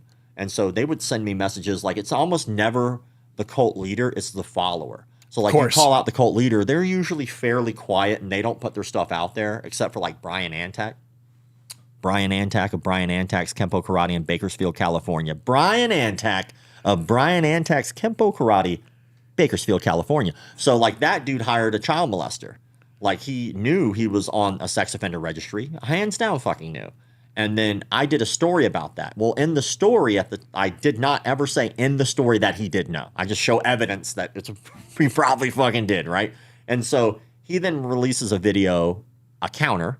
And then in the counter video, he was like, well, this guy's putting out fake news. I was like, what are you talking about? I provided evidence of everything that I said. So I did a counter video to that counter video. And then the threat wasn't a threat. He sent me a cease and desist. And if I didn't sign the cease and desist, he was going to sue me. And I was like, fuck it. So I did what I do with all my cease and desists. I wiped my ass with it, literally. And then after that, he actually followed through. And so I had for 2 years, I had to defend myself in court. Finally, he had to, because of anti-SLAPP laws, and it was a frivolous lawsuit, he had to pay me back for my lawyer's fees. Nice. And then he ran out of money for his lawyer, and then he was self-representing, and then he winds up losing, and that guy, still in operation. And so, when it comes to the threats, I have to deal with like cease and desist. I have to deal with the lawsuit bullshit, which was expensive. I think it cost me like maybe $100K total to defend myself before, and we never even went to court. Like, Yeah, I know, dude. I'm sued all the time. And then, I got threatened in London one time. Somebody threatened to kill me there. I got threatened. I've been confronted twice, but the confrontations weren't real confrontations. They were talking a lot of shit online until they met me. And then when they met me, they just like fizzled out. I was like, oh, you pussy. Like, if you wanted to beat me up, just fucking do it. Like, I don't have time for this shit. I'm not going to win every fight. You think I'm not a delusional man. Like, some of these people might be able to beat me up. Do I give a fuck? Does it make you not a rapist? Like, sorry, you still are, whether you can beat me up or not. Like, you think that's going to shut me up? No. Like, I think at this point, like, with the way that everything has gone with the branding and stuff like that, all they're going to do is prove my point. That would just make me a martyr. Like, congratulations. You fucking killed me. You proved that you're not a good person for society. Like, that proves my point. So, I keep a vest in my backpack, and my backpack goes everywhere I go. And, like, at least it's on my back. But if somebody's got to shoot me, they're going to have to shoot me to my face. So, at the very least, they'll have to look at me when they do it. But, like, when it comes to the job, it is just a part of how that goes. It's kind of comes with the territory. I'm well aware of what comes with that. It's unfortunate that we can't just have conversations without people taking it to a different level. Always. Hands down, always do. Like, I posted a video the other day where, like, people, like, it was a video of a lady who got bit during a judo tournament. And she just bites the living shit out of this other girl. She's in an armbar position. The lady is, like, wrenching on some type of a armbar. And then as she's wrenching it, from my perspective, it looked like the lady let go and then got bit. After I watched it again, it looked like maybe she got bit and just didn't yell very loud the first time. It was like a little yelp, and then it was like, oh, shit, you're really biting me? And so people in the comment sections were trying to fight me over the shit. I was like, maybe I'm wrong. Who gives a fuck? You want to fist fight somebody over like this little stupid ass thing? The whole point, should we bite people in competition, was the question. And y'all are talking about, well, is it justified or not? I don't give a fuck if you think it is or not. I'm not the ethics police. My question is, what would you do if someone bit you during competition? Like, that was the question. And people just jump all over assumptions and how you feel. And like, that's the internet, Yeah. I've, as you know, my page is starting to increase in value. I'm getting people that are making like stupid comments, or they get a little pushy. I'm like, I respect your opinion. I respect the fact that we have different opinion. If you want to take it to another level, I'm more than welcome to meet you face to face. And then they fuck off. Yeah. Right. Or if you have a difference of opinion, cool. Tell me about your opinion. Tell me why you think the way you do. And then they fuck off too. Cause they just, some people are just, they just want to fucking argue about something. I found a really good deterrent for it. It helps a lot. So my go-to now, which has worked now for years, which is, how about we go live and have a conversation? Oh, good. That's it. And they never do. And I'm like, all right, well, our conversation's done. Like, it's very easy to sit there and chop it up in the comment sections and type and hide behind the screen, because that means that you have no integrity. You want to say your opinion and you want to hide. That's a bitch ass move. Like, if you want to have a full on conversation, I'm willing to be wrong.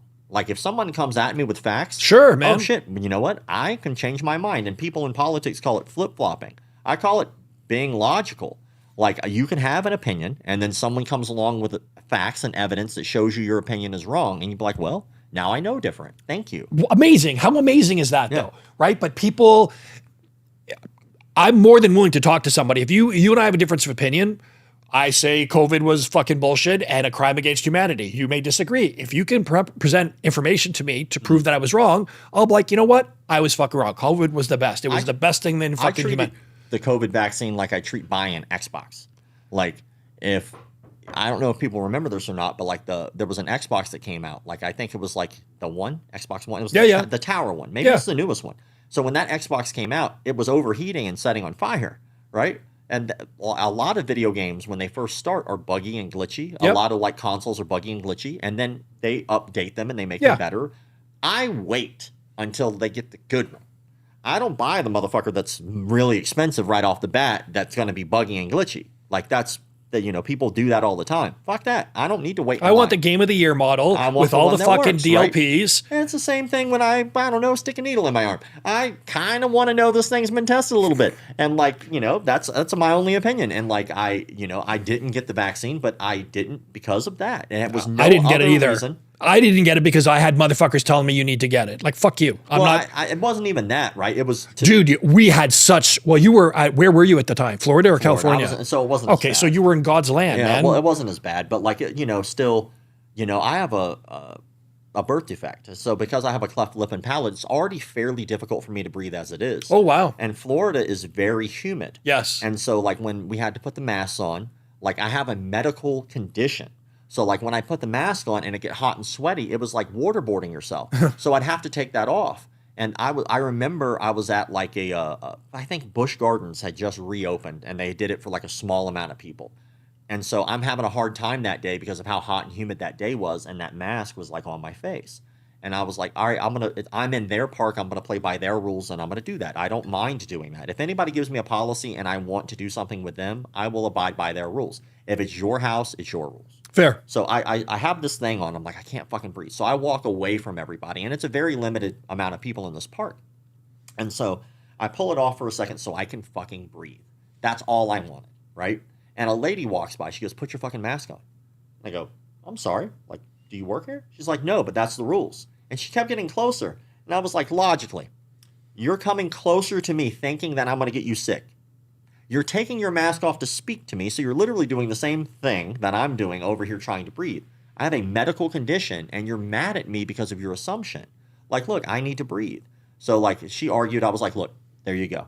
She walks away around the corner. I take it off. She walks back. On purpose. She's like, I knew you wouldn't do it. I'm like, it's none of your business, man. Like, ultimately, I'm not by anybody. If we're talking about 6 feet of separation, which was bullshit standard at the time, yeah, that was what people said. I'm outside. I'm clearly nowhere close to anybody, and the only one who's even close to 6 feet to me is you. Please leave me alone. And like that was the thing that got me is like the tit for tat. You handled that extremely well. I think that if people are going to tell you how to act, right, there's got to be a logical reason. And so, like, if, there's plenty of things that we have to do that I understand. You're on a city bus. There's a line.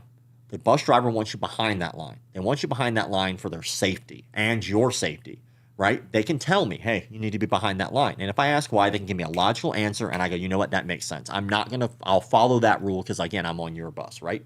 But when we're talking about, like, my health, I should be able to make decisions about my health. If we're in a quarantine or a lockdown, right? That probably was the darkest time for how many people? How many people committed suicide during that time? How many people, ate themselves to death, drank themselves to death, committed suicide? Like, was that spouse abuse, animal abuse? Was that better for them? Like clearly for them, it wasn't, right? Did some people get out of that just fine? Well, clearly for them, that's that option. There are still people who will walk out and wear a mask. I don't give a fuck. Like, that's what you want to wear. That's fine.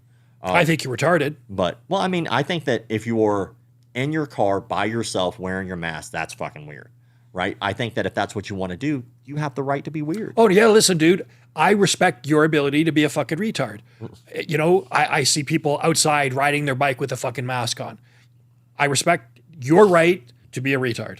I think that, there's a lot of, I think when you look at politics and you look at the right and the left, as opposed to looking at common sense, which I think that's where we're missing. I agree. We really need some type of third parties to come in and really talk to people the way that we should be motivated. But we're now, as a society, so manipulated that we might not, most people who are being born are being indoctrinated into certain ideologies and thought processes. And the ability to see a middle ground seems to be getting farther and farther away. We refuse. I think that if we want to exist as a society and we're talking about inclusion or we're talking about our ability as humans to interact with other humans in a safe environment, we need the ability to be able to disagree safely. Like communicate. And then, and there'll be people who will argue that.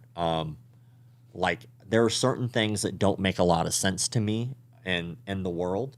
There's certain hypocrisies that always stand out to me. And maybe this is a controversial thing to say, but it's just how I feel. If you're anti-abortion, but pro-death penalty, that doesn't make a lot. Or, if you're pro-death penalty, anti-abortion, they're the same fucking thing. They're the same thing in my opinion. But the shoe is on the other foot. You're saying my body, my choice. Well, then it's my body, my choice all the time. It doesn't get to flip flop, right? So, like in my opinion, do I think that people should have the right to abortion? Abso-fucking-lutely, I do. I agree. Yeah. Abso-fucking-lutely, I do. I think that they should have the right to do that. But at the same time, I still do consider that murder, and I do think that that's not my choice, though. That's their choice. They have to live with that decision. We as adults decide all the time if we can kill somebody with a death penalty, self-defense. There are all kinds of ways that death is justified, and that I think is one as well. But also, we go back to the other side. That's the hypocrisy of the right. We go to the other side, though, right? My body, my choice. Then why the fuck do I have to stick myself with some shit? Because you tell me so. Then it's not my body, my choice. Exactly. And so, like, I think there's hypocrisies on both sides of the fence. I agree. And honestly, I also think it's kind of funny because, like, I think, like, whenever you have, like, a medical marijuana card, like, most people who are high, in my opinion, the stoners that I've been around, are less likely to shoot you. You know? Yeah. They're too fucking high to want to shoot anybody. They want to eat Doritos and watch reruns of Seinfeld, man. They don't want to sit there and shoot somebody. So, like, should their medical marijuana card affect their ability to own a firearm? No. So I know you wrote a book. Yes, Tell sir. me about it. Yes, sir. It's Sensei's Bars and Scars. Oh, so it's it's actually on a good name. Amazon. It's my fucking life. It's from the time I started martial arts, why I started martial arts, which is a story in itself. And then Actually, I'm very interested in that. Just give me the quick snippet. Why did you start martial arts? well, I was born with a cleft lip and palate, so I was going through a lot of surgeries as a kid. Yep. And then I got jumped in 8th grade. I got jumped for 5 minutes straight, and 2 teachers watched the entire thing and did nothing about it. So I'm laying on the concrete. I actually got a little piece of, like, scarring from a piece of pencil in my finger because a kid tried to stab me in the face, and I went to go block it. So The fuck, yeah, man? that was in there since I was 12. How old were you? 12. I was 11 at the time. I And was the kids were how old? around the same age. I was in Kind of middle school. And Florida? Yeah. Fuck. Yeah, it was The a rough psychopaths school. of that. Yeah, it was a rough school. So they just the 2 teachers just stood there and watched me get beaten on from bell to bell, which is 5 minutes. And then after the second bell rang, all the kids scattered. And I'm laying there, I'm bleeding, my glasses had broken and cut my face up pretty bad, and I Wow. was swollen. And then I saw like a figure because I couldn't see shit, right? So it was a little haze Yeah. coming at me. And I realized it was like the only acquaintance I had in school. I didn't really have like friends in school. And so, but he was an acquaintance of mine. We were cordial. And so he picks me up and he starts walking me to the nurse's office because the fucking teachers didn't. And as he's walking me to the nurse's office, we didn't really say anything, but he just pulls out a card and he goes, "You need this." That was it. And I grab it, and it's a free trial martial arts card because he had been doing karate Nice. since he was really, really, really young. So I put it in my pocket, and I go home, and I ask my mom if I could do that. And she goes, "Maybe." And my mom is not a maybe person. She's a yes-no person. And so the next month was my 12th birthday. So I get home from school, and I go, and there's a box waiting for me and a cake and a card. And I got the card and, a little money in there, thanks. And I open the box, and it's just a piece of paper. And in my mind, I'm 12. I'm like, what the fuck is this? Right? She goes, "Read it." And I read it, and she had paid in full for martial arts classes for an entire year. And that was the contract. And she said, "Your first class is tonight. Your uniform's waiting on you." Absolutely. And so I Amazing. went, and I've never fucking stopped. So that's been my life ever since. And, I had some wild times around my, 14. I was a teenage kid in high school. And so I was going to Training bars. for 2 years. Yeah, I was going to bars and nightclubs and fighting in bars and nightclubs at a place called Plush. And then they would put a ring, and we'd just What fight. style of karate? It's American freestyle karate. So it was very much like a kickboxing. We didn't actually do kata in that style. It was all like kickboxing. And then I did a 2-on-2 fight in that club. We did 1-on-3 fights in that club. There was 1-on-2 fights. There was something called Thunderdome rules, which the 2-on-2, I put that clip on my YouTube channel, where it's like me and a friend, my friend who got me into martial arts, versus 2 other guys. And we had Thunderdome rules for the last round. So it only stopped if someone got knocked out or quit. So that round just goes. Amazing. I gotta go check that out. Yeah, and so the book is about that, and it's about my relationship with my instructors at the time, which is very like Lee and Mike were big father figures, and Lee was a very charismatic man, taught me a lot about martial arts. Terrible businessman. Mike, great businessman, asshole. But they both taught me quite a bit, and they both are mentors, and they both since passed away. And so the book is about my relationship with them, my relationship with my mom and how much she had to put up with, and then my teenage years of fighting in bars. And your father?